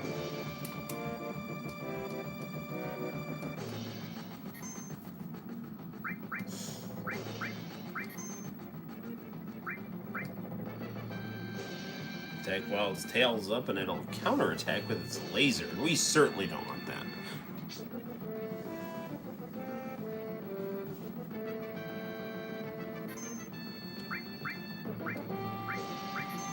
Gonna pay it forward here. Let's keep potioning each other up here till it drops his tail, and here we go.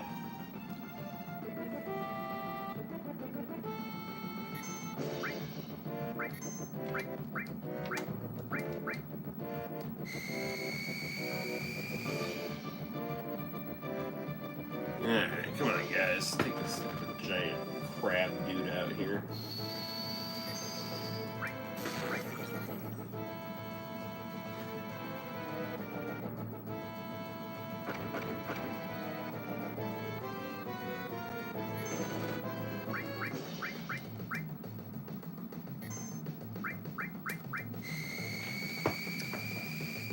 Oh!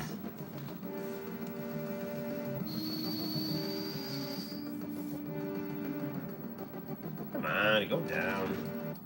There we go. Good old Barrett getting the last hit in.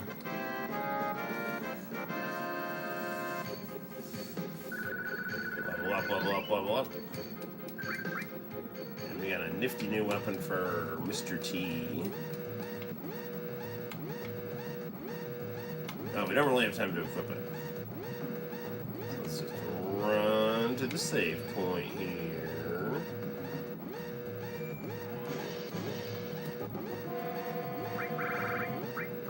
I really don't like that quit at the bottom of the page because, you know, when you used to play the game, like, save was at the bottom of the page, so. Alright, I think that's enough Final Fantasy VII for right now. I am going to take a little food break here. Try to pep myself up a bit. It's nearing 1 o'clock.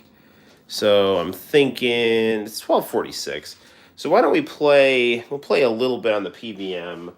And I got these, my in-laws came in because it was one of my sister-in-laws, it's actually her 68th birthday. Like my wife's family has like, the light's kind of awkwardly standing there. Not standing there, shining there. Now there's two of them. My wife's family is like got major age like range. So like her one sister's like 68 years old. My wife is 39 because like her dad like had kids like up until he was like a really old guy. So yeah, good on him.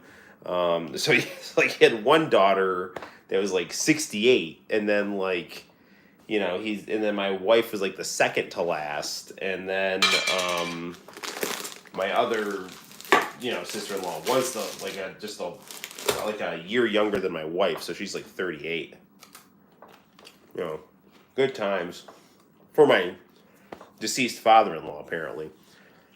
So yeah, you know.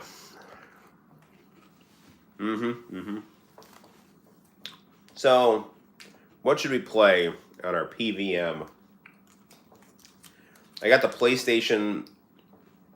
So this new PVM is in the position of my backup PVM because the Panasonic one was showing signs of going. So I've got the PS1 and the Mountain Dew Xbox. What do I think about the CM Punk news? I will tell you, my friend, as soon as I pee, because I really have to go to the bathroom. Hold on a second here. Hopefully I don't get in trouble, but here, I don't think I'll get in trouble for this, but here, take a look at the game room from a distance, sorry, while I go to the bathroom, and then we'll chat about CM Punk news. Here, I'll be right back.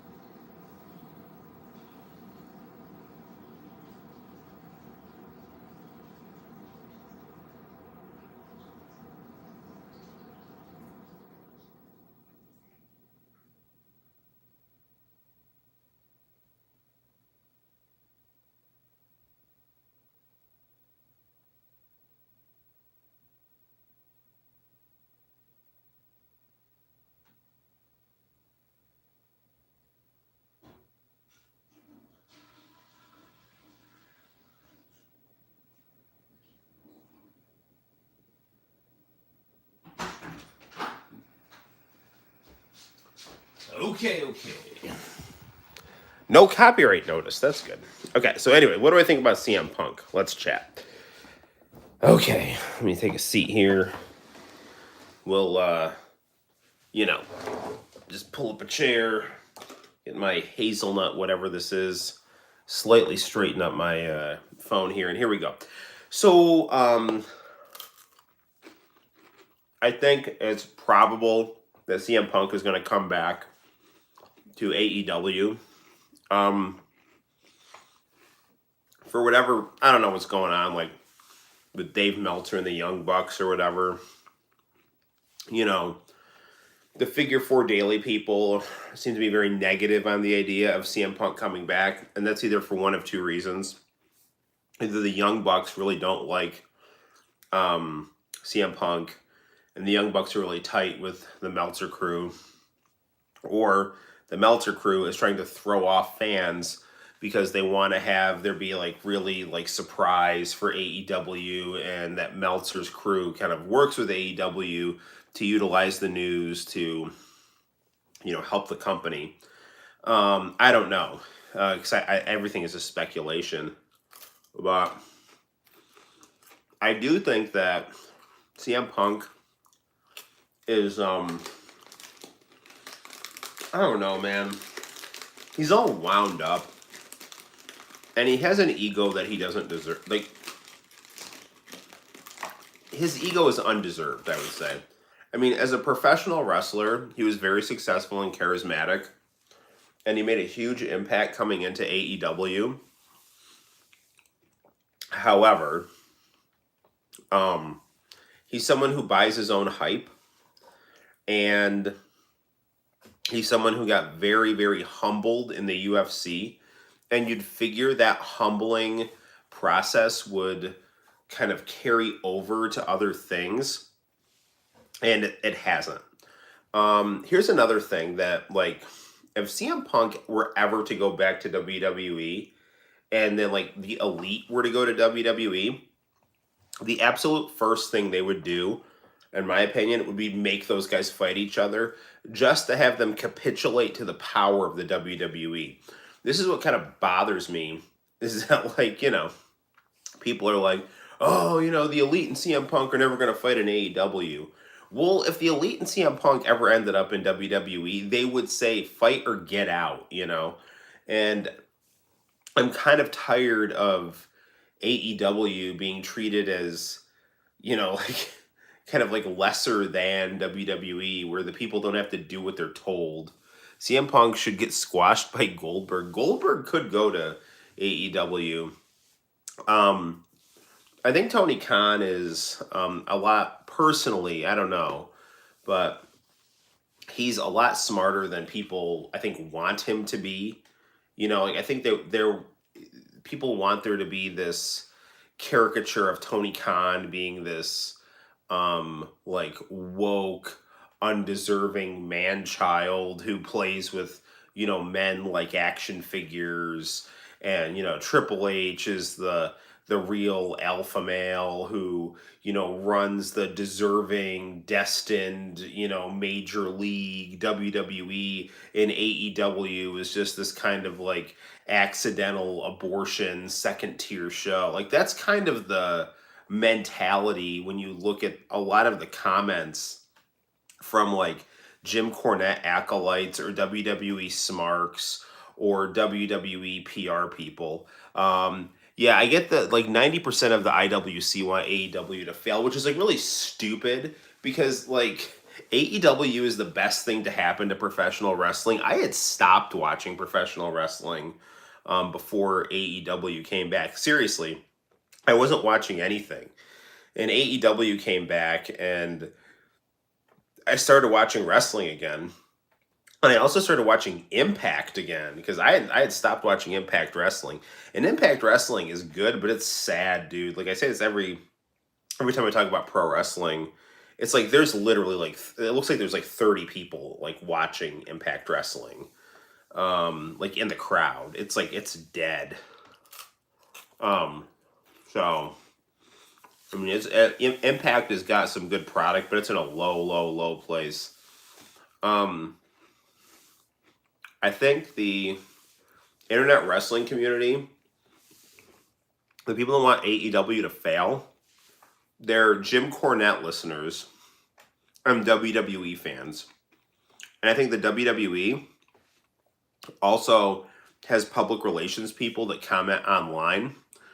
And all of that is, and then there's also podcast people that want to work for WWE or can't get a job with Tony Khan or are old and don't like the way the young generation does things, and Tony Khan is young and he's got a lot of these like indie people like high up in his company that do things different than the way that the traditional people should do.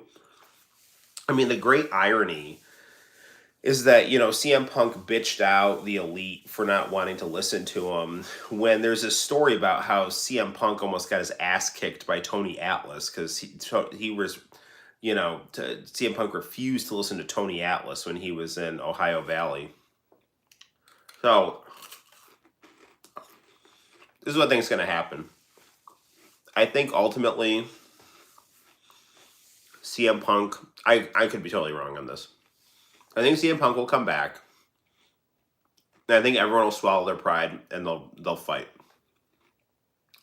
If that doesn't happen, and people start ending up like CM Punk ends up in WWE, like Kenny Omega or the Young Bucks end up in WWE, the Triple H or Vince McMahon will make them fight.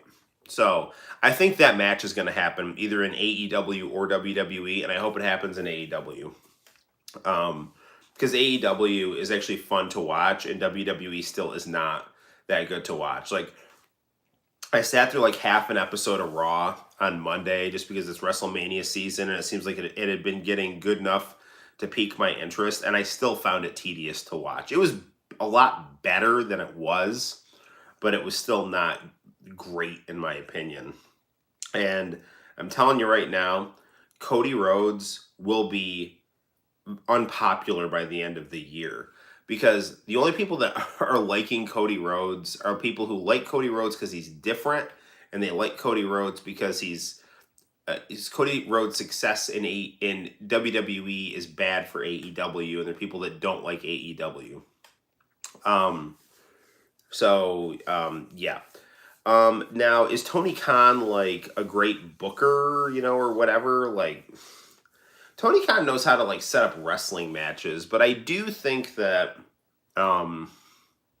there's I think there's like too much talent, too little time with AEW. So you have all these like YouTube shows and like Rampage, but like nobody watches those. Like I have no desire to watch an AEW jobber show on YouTube.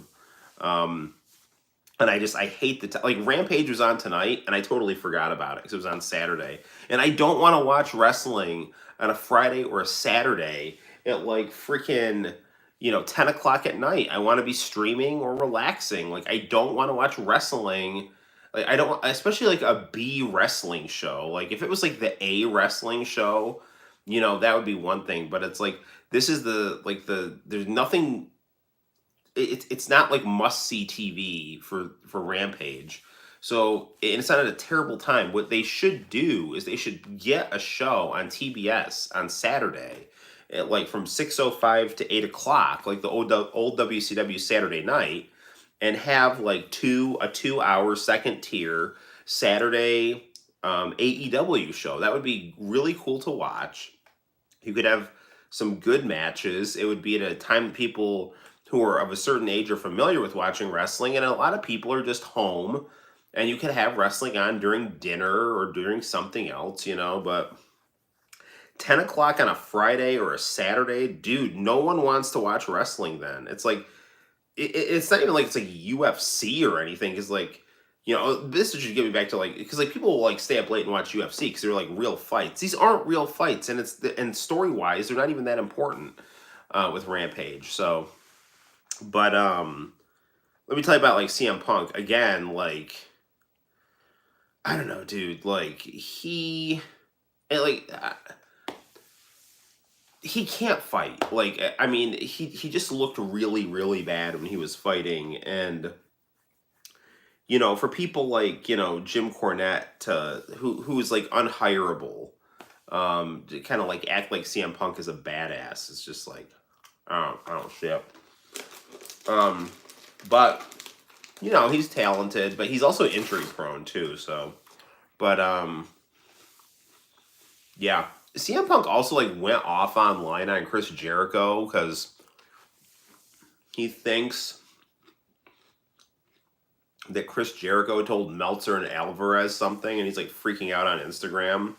Like I don't know what his deal is. Like.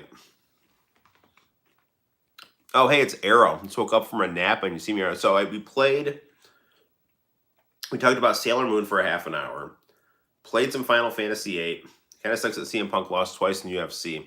Yeah, he's just not a good fighter. He's someone who thinks he's a good fighter and he's not. We talked about Sailor Moon for a half an hour, had it on in the background. Then we played Final Fantasy VIII, got Ifrit. Then we played Final Fantasy VII, got through the like mission or whatever, and then I just was getting a little tired, felt like we needed a break, and now we're talking about wrestling while I snack on these weird, like what are they called, lean wafer things, or I don't even know. So yeah, so we should go and play a game. Speaking of Sailor Moon, there's an entire compilation of the studio fan sub tapes on the web archive. Ooh. Fan sub Sailor Moon. Does that include commercials? Please send me the link if it does. That sounds really cool.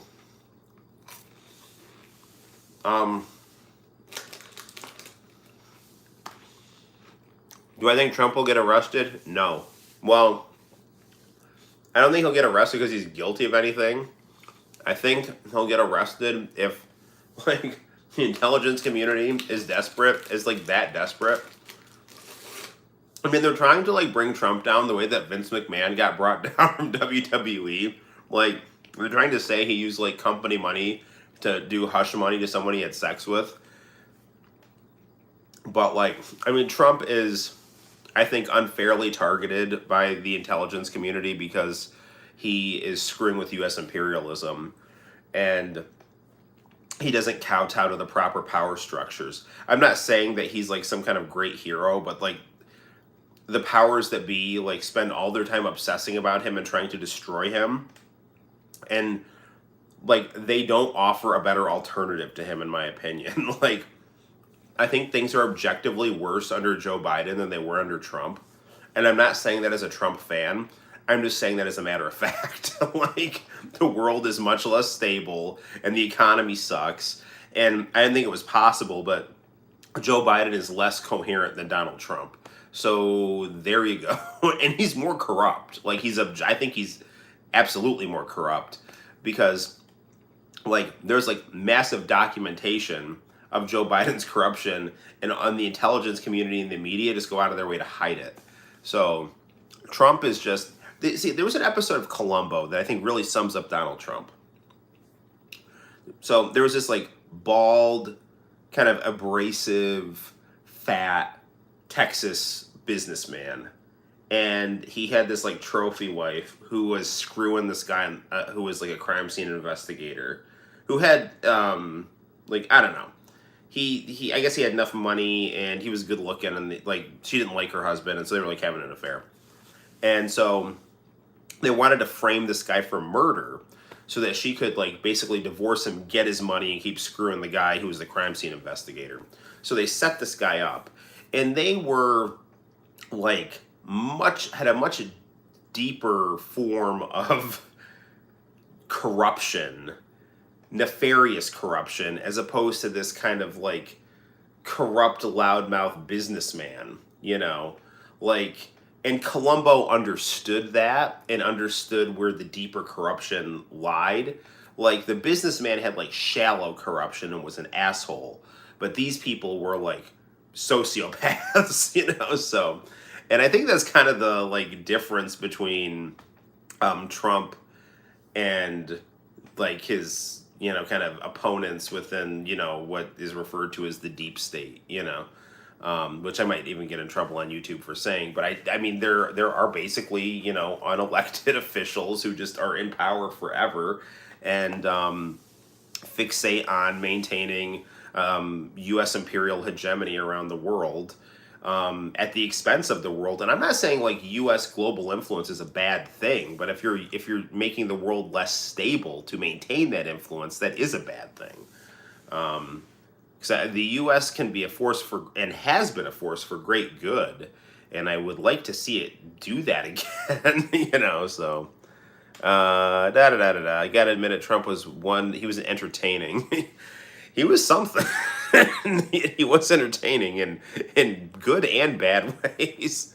Although I did see a speech that Trump gave, and it seemed like he seemed a little more coherent now that the weight of the world was off his shoulders. I don't believe they have the commercials though, so that's okay.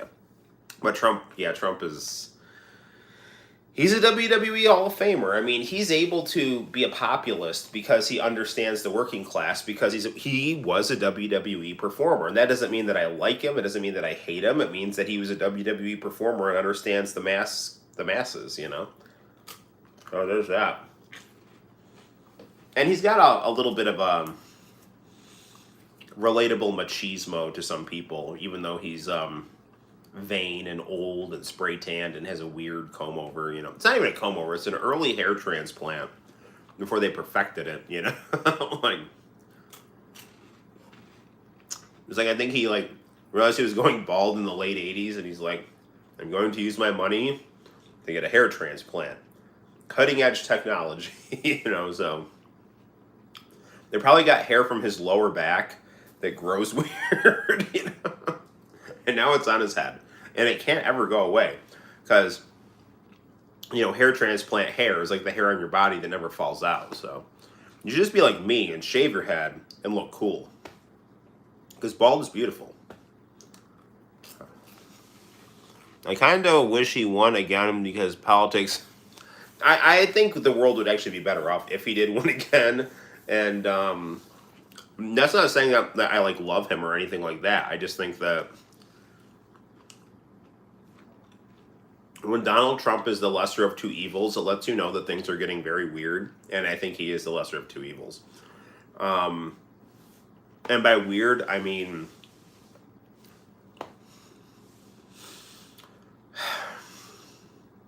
unstable, and chickens are coming home to roost for systemic corruption when Donald Trump is the lesser of two evils, you know.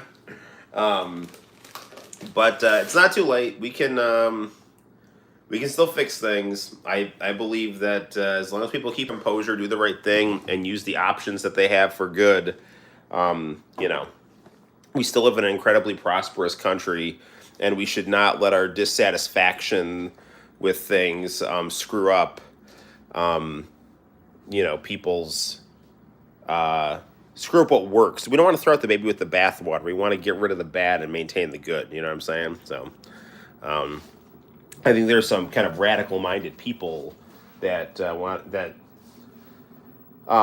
appreciate how good they have it. All right.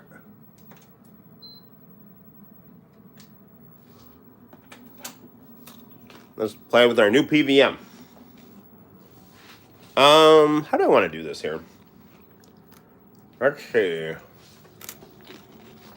My fake cigar here. Do we want to adjust the camera stand, or do we want to put the phone on something? Whoa. Let's put the phone on something here. Okay.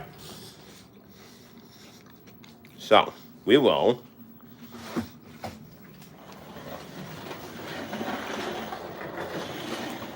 get our position this right here, and we will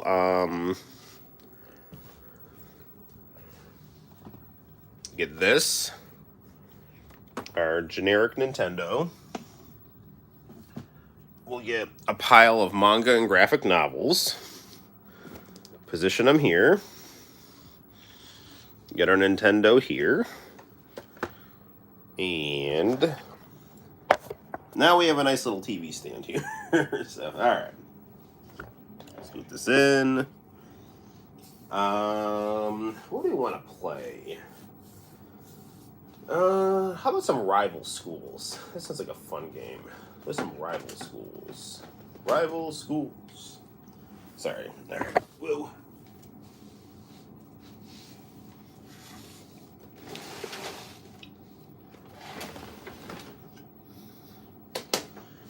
Scooting over my Nintendos. Scoot this in a little more. Yes, Rival Schools is an awesome game.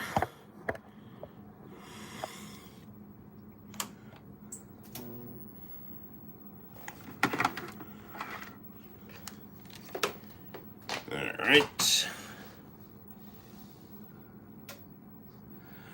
RGB. No sync for now. That's what you think. I should turn off the light in the kitchen here.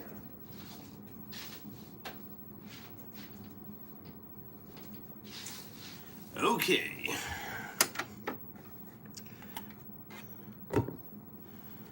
Also have some, I have a Dance Dance Revolution disc in there, actually. I actually can't, I don't have the dance pad in the game room because it, too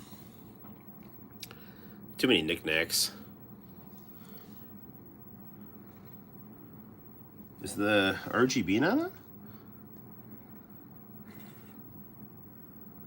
The RGB's on. Why isn't the PlayStation on? Sorry. Did I not hook something up?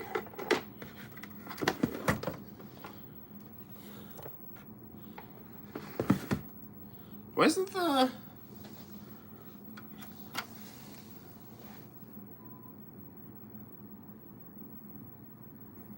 This is so weird. Component, RGB line, sync. What's not going on right? Did I... The PlayStation's hooked up. This worked totally fine earlier.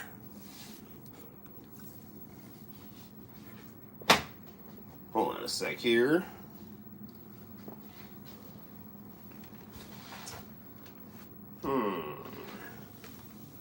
Let's see. So the back's all hooked up okay.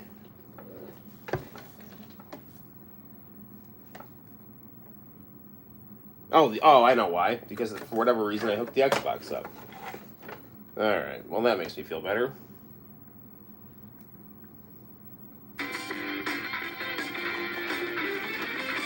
There we go.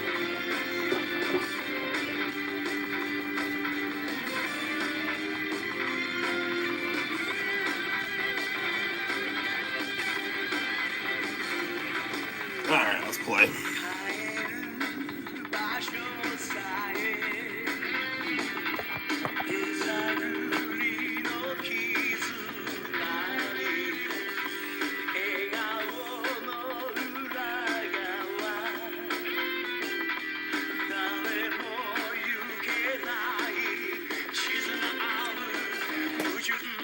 Oh, this game looks great on this monitor.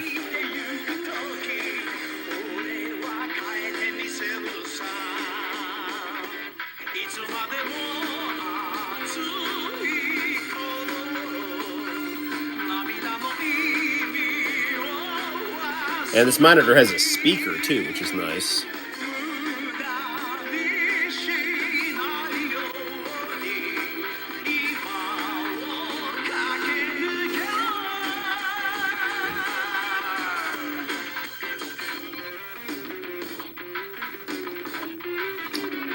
We must protect our school.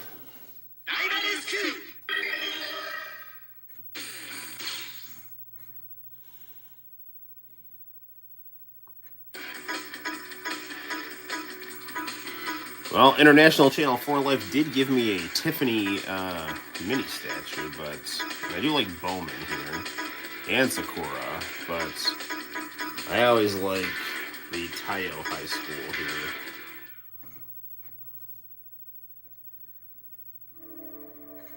1990X 年、太陽学園で何名かの生徒たちとジムの女性が行方不明になる事件が起こった。学園が混乱する中現れたバツは独自に事件の調査を始めようとしていた。お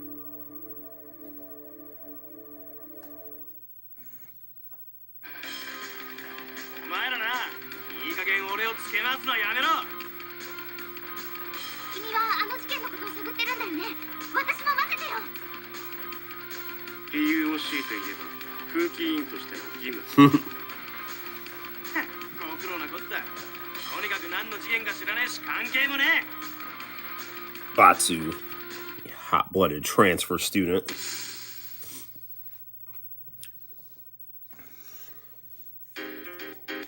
Hey, you は太陽学園の生徒でしょ？襲撃されたって本当ですか？変だ。君たち他校の生徒がなぜ学校が隠しているはずの事件のことを。口の利き方には注意しろよ。貴様らを生かすも殺すも僕たち次第なんだぜ。まさかてめえらがやったのか。だとしたらどうする。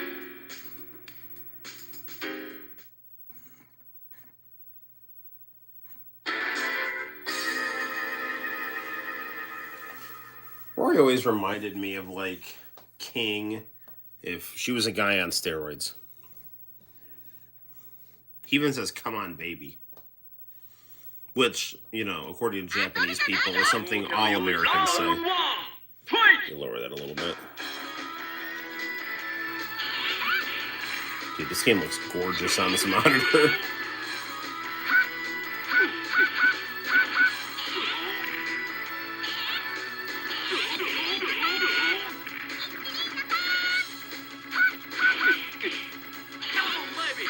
Ah, you got me.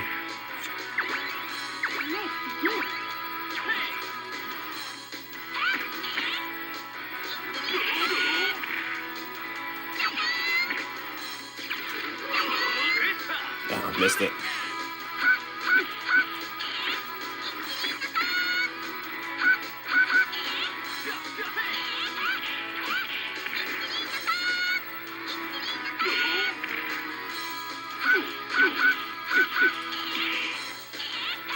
This is, I think, the most underrated fighting game next to Evil Zone.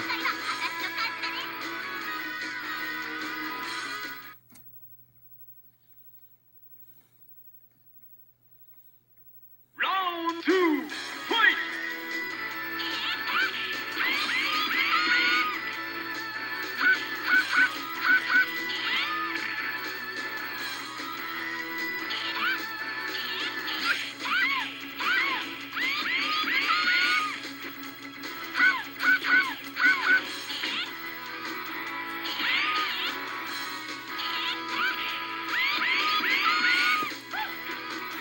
Man, this is when they made video games that were not concerned with woke political bullshit.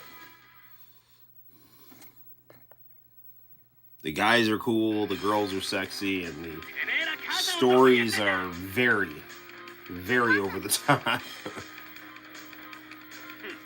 日本人にしてはなかなかやるじゃないか。まあ特別に教えてやろう。貴様らの高校を襲ったのはジャスティス学園さ。そうジャスティス学園ってあの超エリート校のどうしてユウたち知りたいかでも教えてあげないねミたちに任せておくことね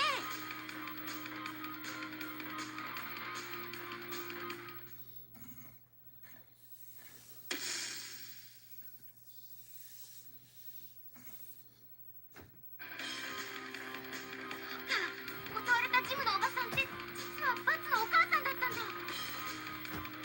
知らねえよ。とにかく興味本位のやつは迷惑なんだよ。迷惑ってそんな私は学校を守りたいだけだよ Yeah, Hinata's not being cruel. She just wants to protect her school. ほらそこのクズども。 Not like kids here. They're like, school sucks. You want to set it on fire. Not these cool Japanese kids, who, by the way, could set their schools on fire because they can shoot energy blasts out of their hands. 俺たちだってささっきまで迷惑って言ってたのにね Ah, nice fourth wall break, Hinata. まったくこっちこそいい迷惑だ。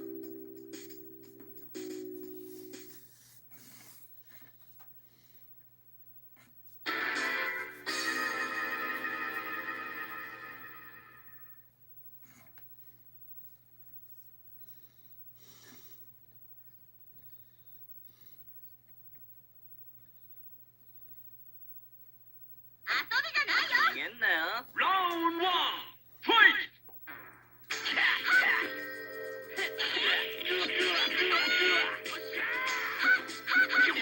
やってんじゃい。ありゃ。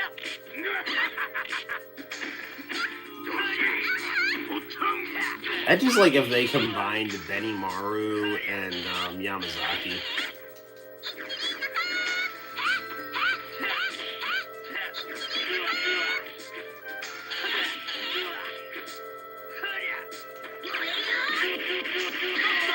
There we go.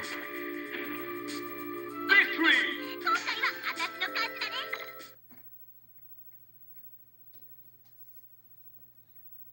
Round 2, fight!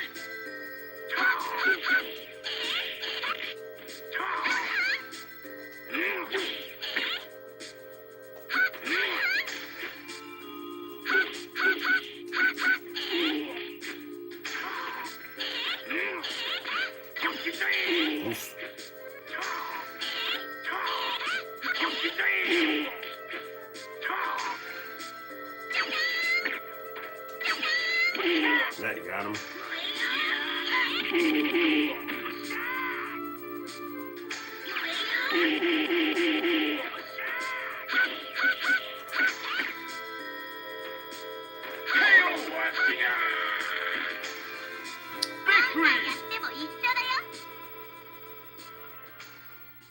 Ah, Sakura's friend must have taught her how to dance at the end of Street Fighter Alpha 3. Which, by the way, makes me kind of want to play Street Fighter Alpha 3, but やめろ。いきなり襲ってすまない。我々は総番長をしない気が立っていたのだ。こんな奴らに謝んじゃねえよ。殺されたのか。そんなことは聞いてないぞ。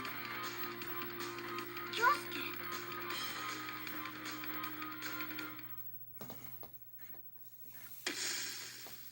I said it before and I'll say it again. This game has, I think, a lot better music and I think even artwork than Rival. Not a lot. The music's a lot better in this game. The artwork is, it's about the same from Rival Schools 1 to 2 on the Dreamcast. But one of the things that's better about this game's storytelling is they actually have different poses and stuff for the characters when they talk. ジャスティス学園、あんたたちが学校を襲ったのね。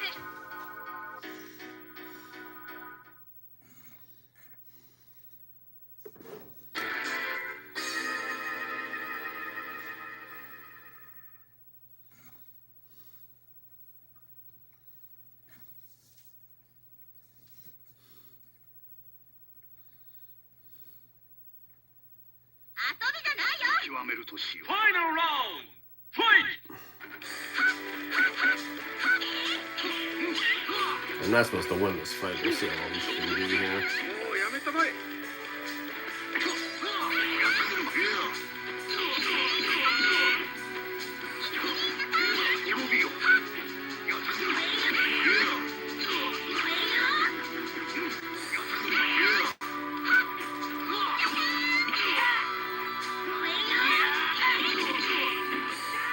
Yeah, these doing like super moves are doing very little damage.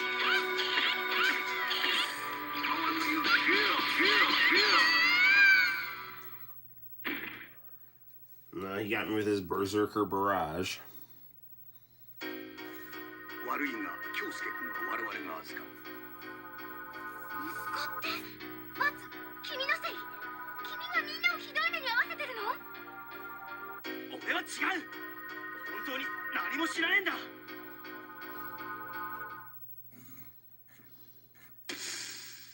Chapter 4. ヒナ、あんたのところにジャスティス学園の連中が来なかった？ナツもジャスティスの手先なんですよ。もう騙されないから。待て、ヒナだ。言っちまいやがった。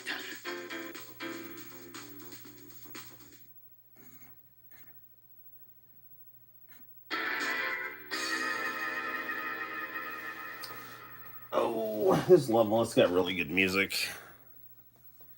Another great thing about this game is the artwork on the loading screens. 遊びじゃないよ。でもおいで。 Round one, fight!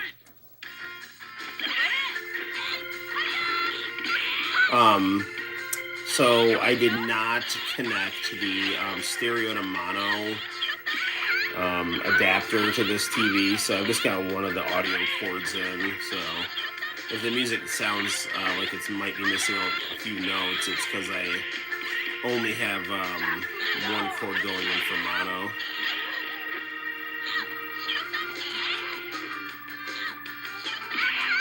But I don't know how well you can even tell that from the screen, but you probably can. You guys have discriminating tastes, so.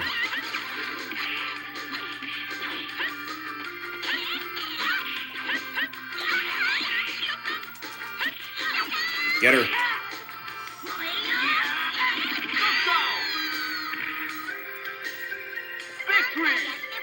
I used to just listen to this soundtrack all the time. Round two, fight!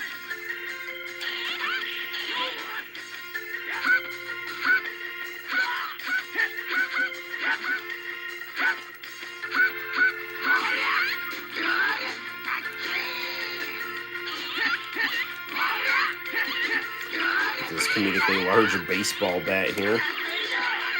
And you. Oof. Got the tag Batsu on this one here.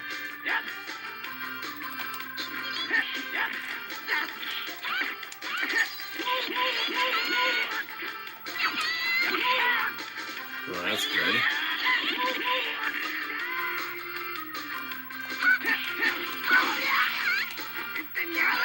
Oof. Come on!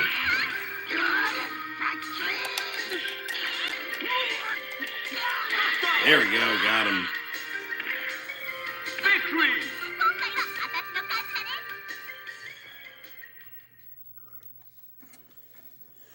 Okay. Plodding along here. 彼も私も味方に決まってるじゃない。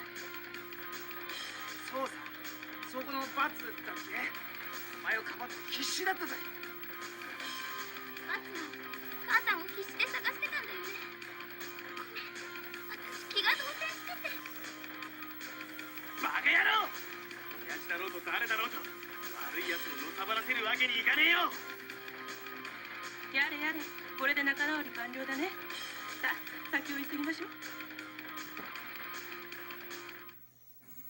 All right, we're all on the same page now.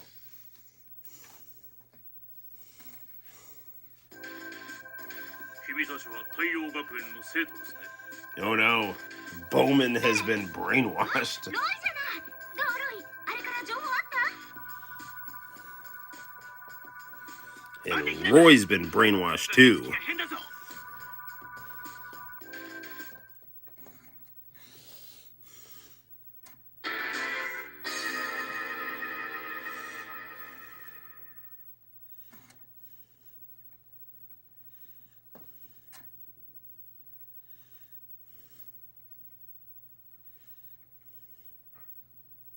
遊びじゃないよ。とない。ラウンドワン、ファイト。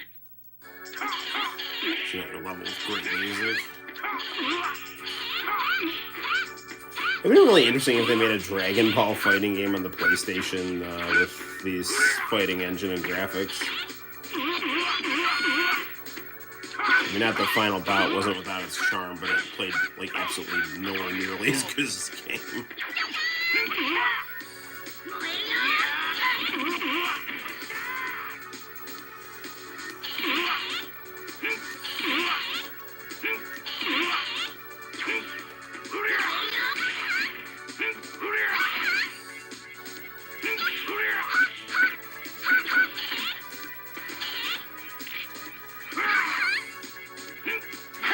There you go. やっても一緒だ。 ラウンドツー、ファイト。 The end. Dodged it. Come on, baby.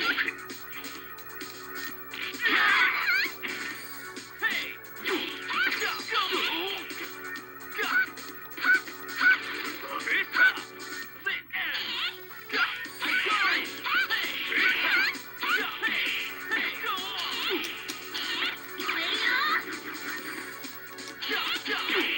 Come on, baby. Hmm. Try it again.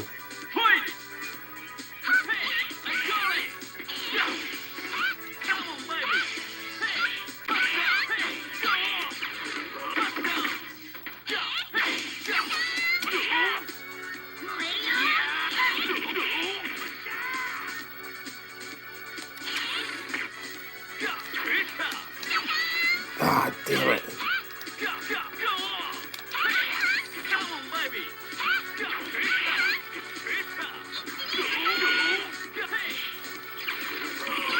Nah, he got me.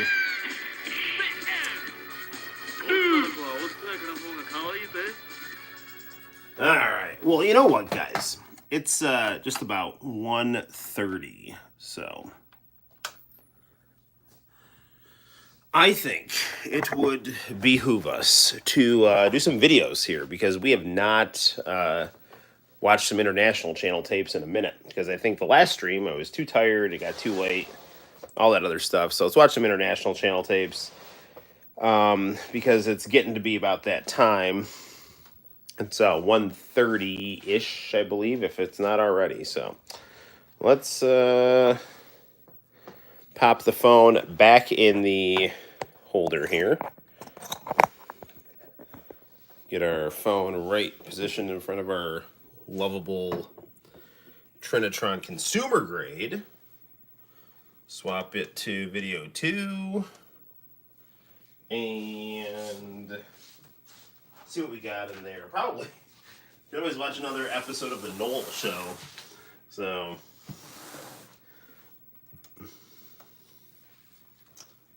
what do we got in here.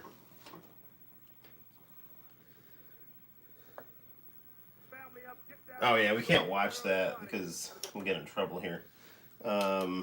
That's Hulk Hogan's. It was Hulk Hogan's Memphis performance here.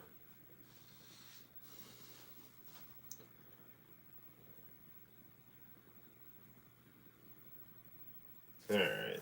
Do we have? There we go. Oh, hello there. It's you. Well, I'm Noel Passery, and this is my show. So, hello, Miss Raisin. Hello, everybody. Yes, that's very good. Anywho, you find the most peculiar things when you're going through your attic.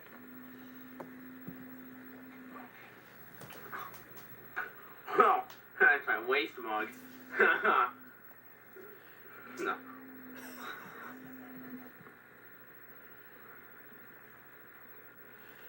The idea of me drinking my own urine was very funny to me. So.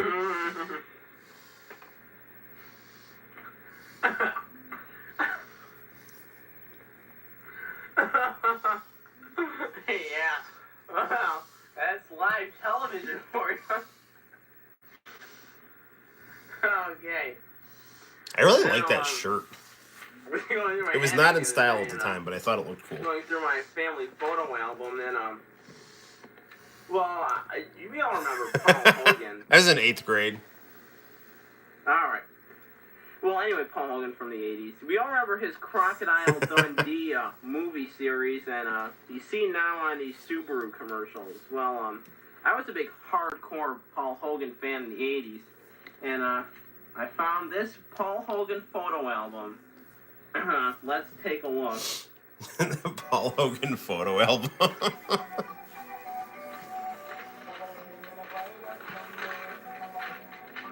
Here's a Paul riding an alligator to work.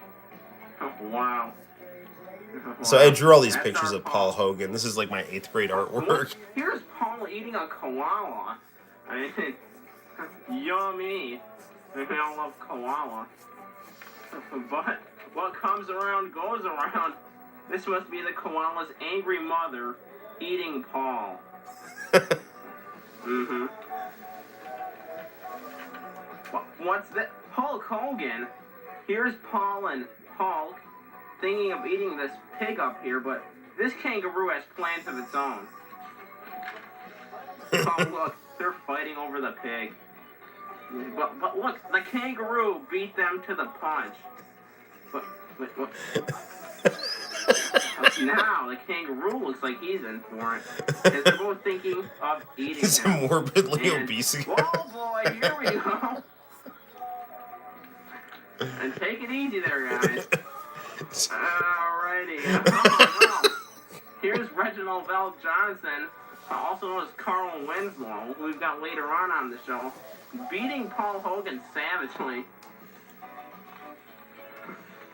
Boy, take it easy, buddy. I think he's enjoying that mayonnaise a little too much. And here's Paul in a diaper.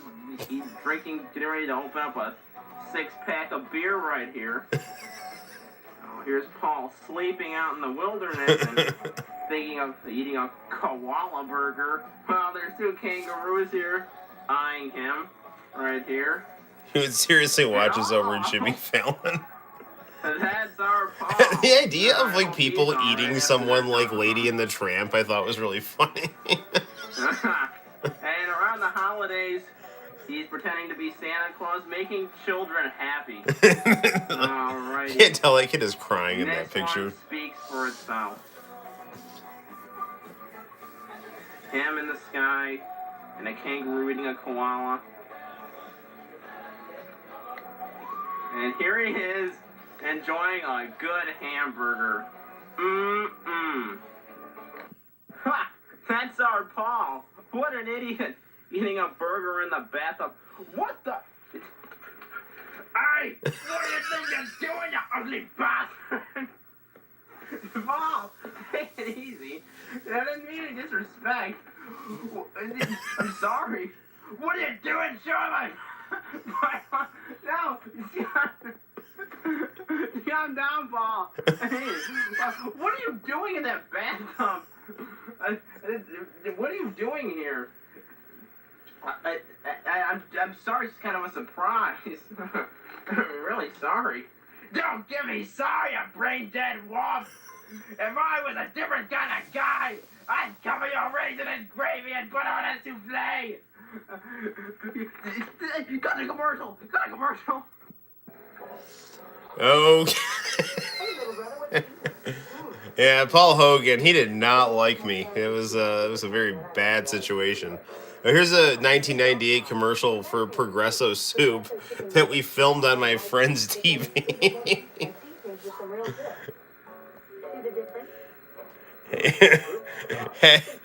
Had you uploaded this to YouTube in 2006, you probably would have been famous. Yeah, probably. Well, Paul Hogan's been taken care of by security. So, our next guest is the other Hogan, Hulk Hogan. Here he is, Hulk Hogan. So, Hulk, how are things doing? Well, you know something, Noel? Hey, wait a second. Don't you owe me money? No. This is the first time we've met, Hulk. Anyway. I'm gonna get you just like I slammed Andre the Giant back at WrestleMania 3, brother. Now, Hulk, if you'll just stop screaming for a second, but just calm down, all right? Hey, baby, you single? Well, Hulk, I'm flattered, but I mean, I don't really go in for that kind of thing. I'm kind of a religious person.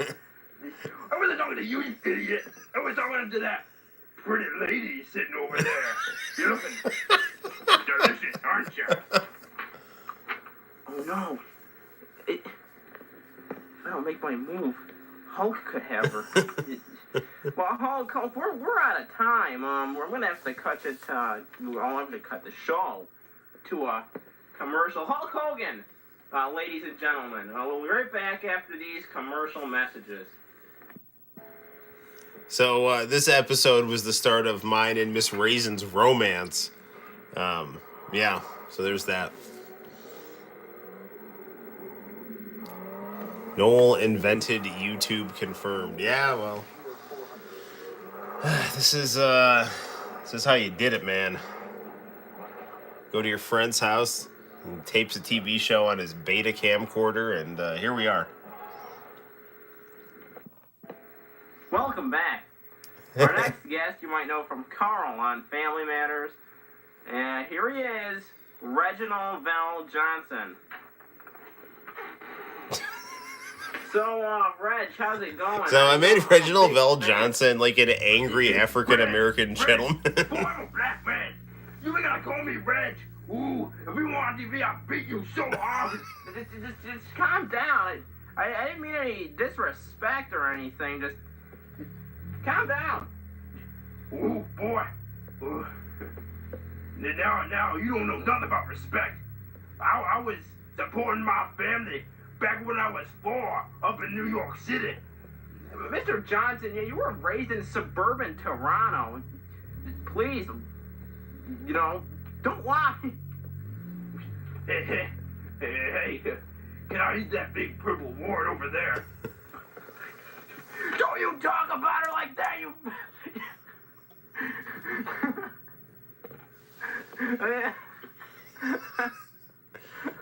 Yeah, I had a hard time with this skit here. I meant no disrespect. Cracking myself up here. I've just been you calling her a wart. You fat ugly bastard! You fat ugly bastard! Don't talk to her like that! I'm sorry. Well, we have to go to a commercial again. We'll be right back with cake. Okay, so we taped a performance by a late '90s band Cake on Conan O'Brien, and here is a Space Jam commercial for 1-800-COLLECT. No, it was MCI 5 Cent Sunday. I'm sorry.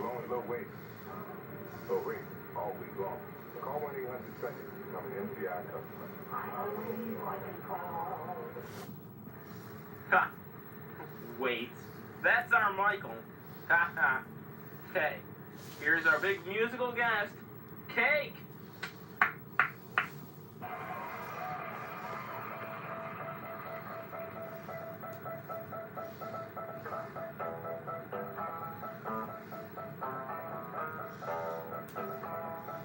I don't know if I'll get in trouble for showing this because, I mean, like, we taped this music performance off like a 90s episode of Conan O'Brien.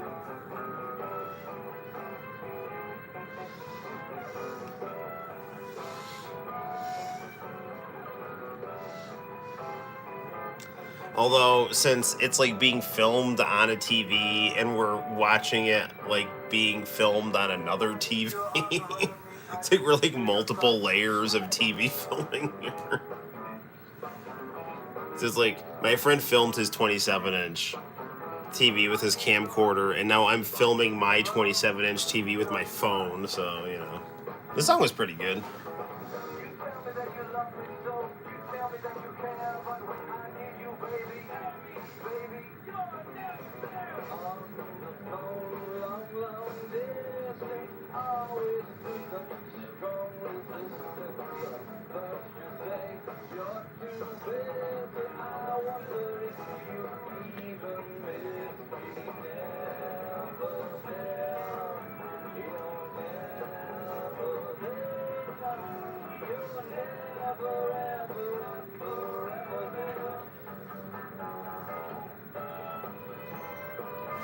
So I want to say I filmed like 4 or 5 episodes of this. No, I did 5 because there's another one. Betamax 1998 is something. Yes, it is. That's what it is. Betamax in 98, man.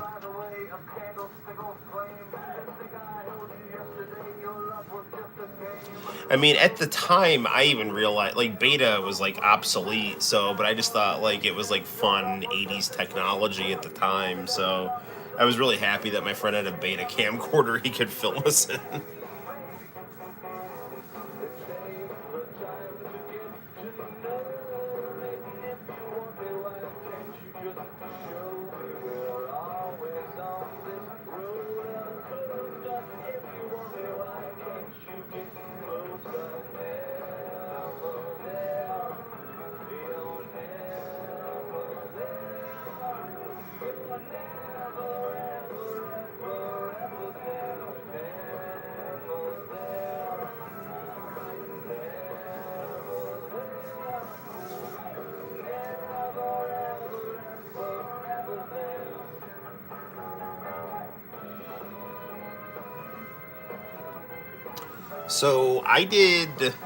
So this was my friend Andrew's house. Then my other best friend Pat, I don't have a copy of the show I did with him, but we did a pretty funny show there too that was less like a talk show and more about us just doing stupid stuff. And then Peter, who has been on the channel, I did like an episode of something at his house too. Wasn't that a But this was the best one, I think. Oh, Miss Raisin. Look at him. I wonder what he's thinking.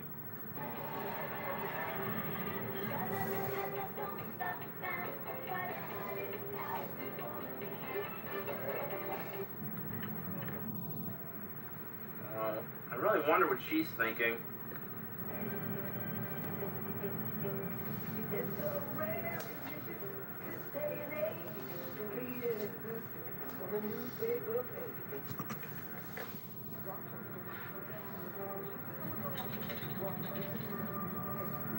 Oh, Miss Raisin. I'm so sorry. Miss Raisin, I don't have the raisin. Oh, don't worry, Noel. It was all right. It's actually my friend's. Well, that's our show. So don't forget to tune in next time to the Noel Show. What is love? Oh yeah, so me and Miss Raisin danced to Hadaway at the end of this year. So yeah, good times. So in order to block sunlight from coming in, my friend had that like Ghostbusters quilt in the background.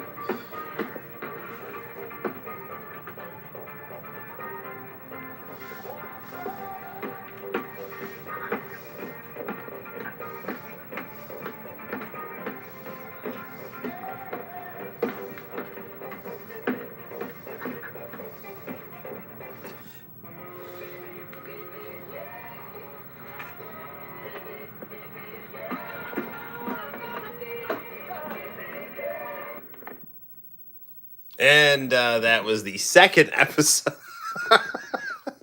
It was the second episode of the Noel Show. So there is a third episode where Miss Raisin and I have a family, and hilarity ensues. So I think there's also like footage on this of my friend's little brother beating up the white Power Ranger. Um, yeah, good times, good times. So yeah, that was Noel in 1998, and here is Noel in 2023. So yeah, so there's that. Well, here we go. I'm Noel, and this is my show. And this is my family.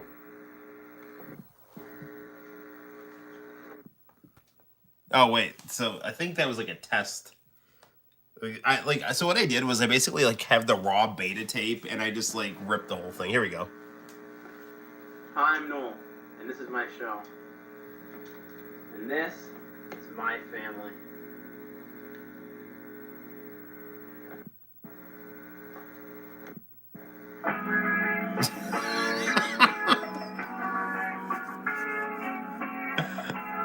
So, okay. I wanted to have an 80s band shirt. So, what I did was I like drew a koala that said men at work and taped it on that white shirt.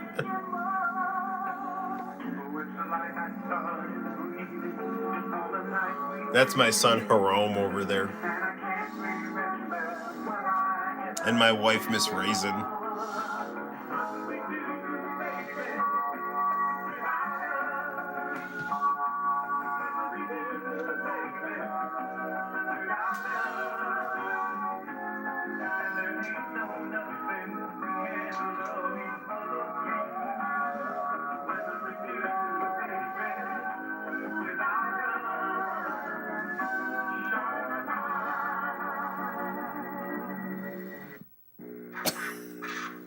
Stupid dry hands. Oh, hello. It's you. I'm Noel Pastory, and this is my show. Anyway, well, since the last show, a lot of stuff has happened. Me and Miss Raisin have gotten married and had 2 beautiful children, DJ and Jerome. Our little Jerome over here. Isn't that right, honey? Yes. Oh, I never knew what living was until I had become a mother. DJ, don't you have anything to say? Don't tell me what to do, Dad. I've had just about enough of these rules. Watch it, you, or I'll take my belt off, you long-haired freak. And little Jerome. Hi, Dad. Hi, everybody. Yes, that's very good. Well, we've got a new set, and I've got a new shirt. And thanks to this luncheon over here, my chapped hands are gone. Well, honey, take us to commercial. We'll be right back after these messages. Chuck Schumer. Chuck Schumer was heard to say, "Yeah, I don't need clothes. I got a hairy back." Chuck Schumer, who was shopping nude in a grocery store. Chuck Schumer, a proven nudist. Chuck Schumer, wrong for us. Paid for by the friends of Senator El D'Amato. Previous statements may have been true. Nice. Welcome back. Our next guest, You might remember it from Boy Meets World. Here he is, Ben Savage. So, Ben, how are you doing? Good, good. So, how do you like the new season? I ate 3 jars of mayonnaise before the show. Why did you just tell me that? Are you alright? Sorry, Noel. Noel, are you listening? Oh, I was trying to tell my friend to cut. Wait, Ian, start over. I forgot, I messed something. Sorry about that, folks. I kind of had a little lag, and I have an overactive bladder. Alright. So, all right. So when I said I messed something, I was trying to get his attention. So then to cover it, I act like I peed my pants on the show. He's having a little bit of a problem here. So, Ben, how are you and Mr. Feeney getting along? We get along fine. I was just kidding, you big nerd bomber. Hanging out with old people.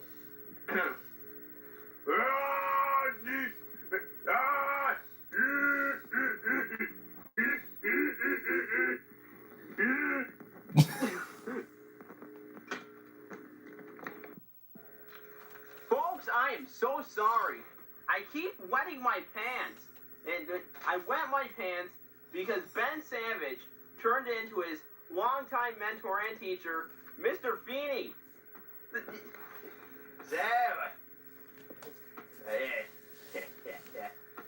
My nougat! I can't believe Ben Savage is really Mr. Feeney. So, nerd bomber, eh? I'll beat you, and I'll feast on your remains. Oh no. Oh no. I seem to have wet my pants again. Okay. Well,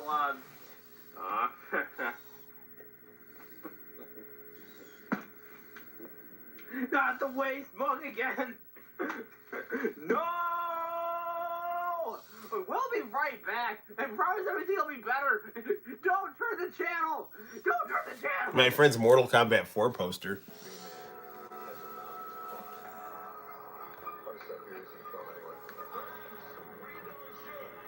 What song's being played in the background? The opening to this episode was like Family Ties, and then before that it was like the opening to Family Matters.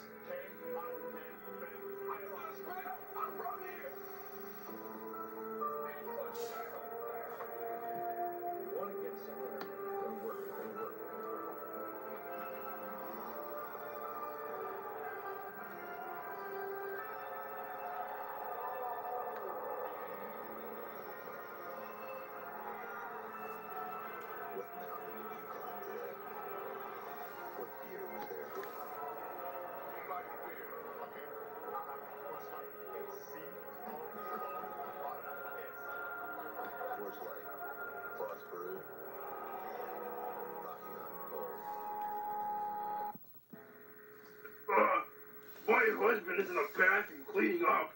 He has an overactive bladder. Well, while he's changing, I guess I could kill some time by, saying the alphabet.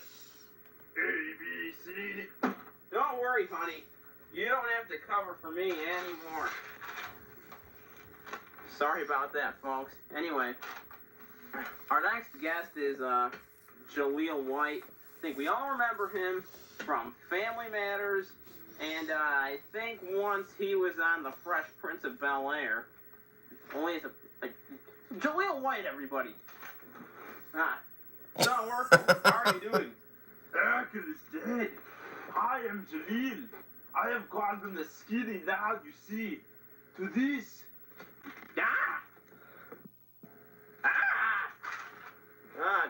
Man. Okay, so I drew a picture of Steve Urkel on steroids and then taped it to my friend's TV. Don't question me. I will eat you and break your bones. Alright. So have you kept in touch with the cast from Family Matters? You know, we had Reginald Val Johnson on the other show. That's the Lord. He is no man. I have muscles and muscles. You could cover me in butter, and I would look like a big buttery man. A big buttery man. But listen, man, I'll fight for her. You big butter-covered man. Get down.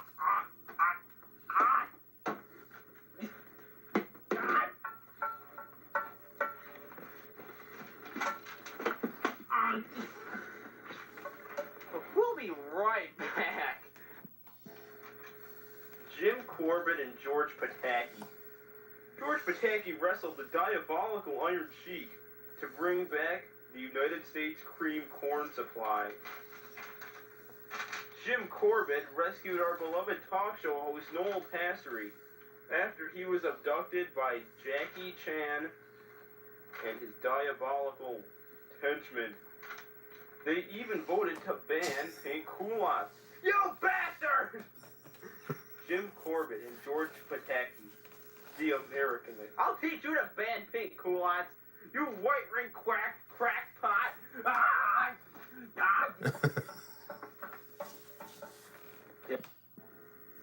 All right. Now, I know this has been a kind of wacky show, but there's nothing can go wrong with our musical guest, Bare Naked Ladies. Okay, so we apparently taped the Bare Naked Ladies video.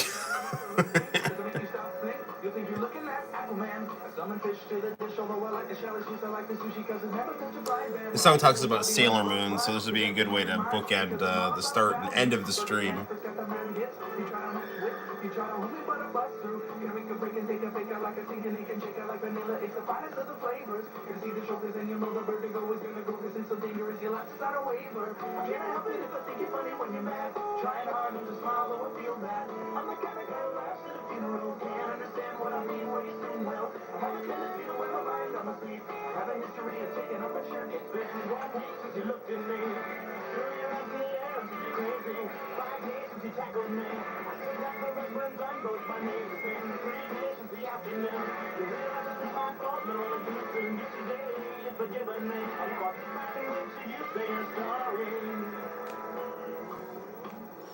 Hopefully, again, I don't get in trouble for I remember the Bare Naked Ladies 1 week from the Digimon movie. Interesting. I didn't know they were involved in the Digimon movie. China, the Chinese chicken. You have a drumstick and your brain stops sticking. Watching X-Files with no lights on. With all our mains on. I'm with the smoky meds in this one like Harrison Ford. I'm getting frantic. Flexing I'm centric. Like stickers guaranteed to satisfy. Like Kurosawa, I make mad films. Okay, I don't make films. But if I did, they'd have a samurai. Gonna get a better cause your mind the kind of tiny enough just on my arms. I'd always fly off the backswing. Gonna get into my Sailor Moon cause the cartoon has got the boom anime bass to make me think the wrong thing. Can't help it if I think about it when you're mad. Trying hard not to smile but won't feel bad. I'm the kind of girl laughs at a funeral. Can't understand what I mean. You soon will. I have a tendency to wear my mind on my sleeve. I have a history of losing my shirt. It's been 1 week since you looked at me. Dropped your husband behind me and I'm sorry. 5 days since I laughed at you and said you just did just what I thought you were gonna do. 3 days since I lived in room.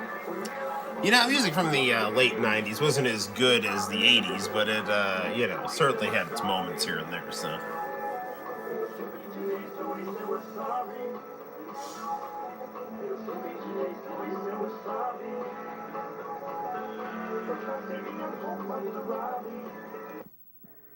You know, today's been an interesting show.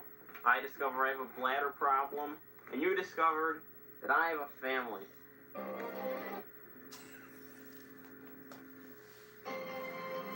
Sorry about that. Oh, honey, I love you so much. And I'm sorry about yelling at you, DJ. It's all right, Dad. It's really all right. Oh, I love you all so much. Can we get ice cream? Yes, we can, Jerome. Yes, we can.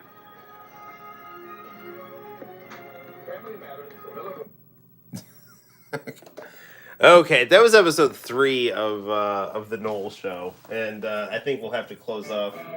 Oh wait, it's my friend's little brother beating up stuff to the American Dragon Ball Z credits. Yes, he was adorable. So there we go. And now here he is beating up Jerome to the music on Revenge. So yeah, that's he's pretty vicious right there. All right, so we're gonna have to we'll end. We're gonna end on that note here because it's getting pretty late. So there you have it. That is episodes 2 and 3 of the Noel Show, and brief footage of my best friend's younger brother savagely beating the White Power Ranger. So yeah, so it was good times. So there's a couple more episodes of that show. There's like one where we actually film it downstairs as opposed to in my friend's room, and like me and Miss Raisin go on this talk show, and like I remember like they threw balloons and. And then there was like one episode, like the final episode like wasn't as good. Like it was okay, but it was like hastily made, and like I had like Arnold Schwarzenegger on, but like the camera didn't show up that well, but it was like okay. And then after that, like my friend kind of didn't want to film it anymore, so we kind of stopped. So please upload more of my old videos. I will see what I can do. Okay, guys. Well, it's been fun. We played some Final Fantasy, played some Rival Schools, and we saw me in 1998 making a spectacle of myself with my stuffed animal family.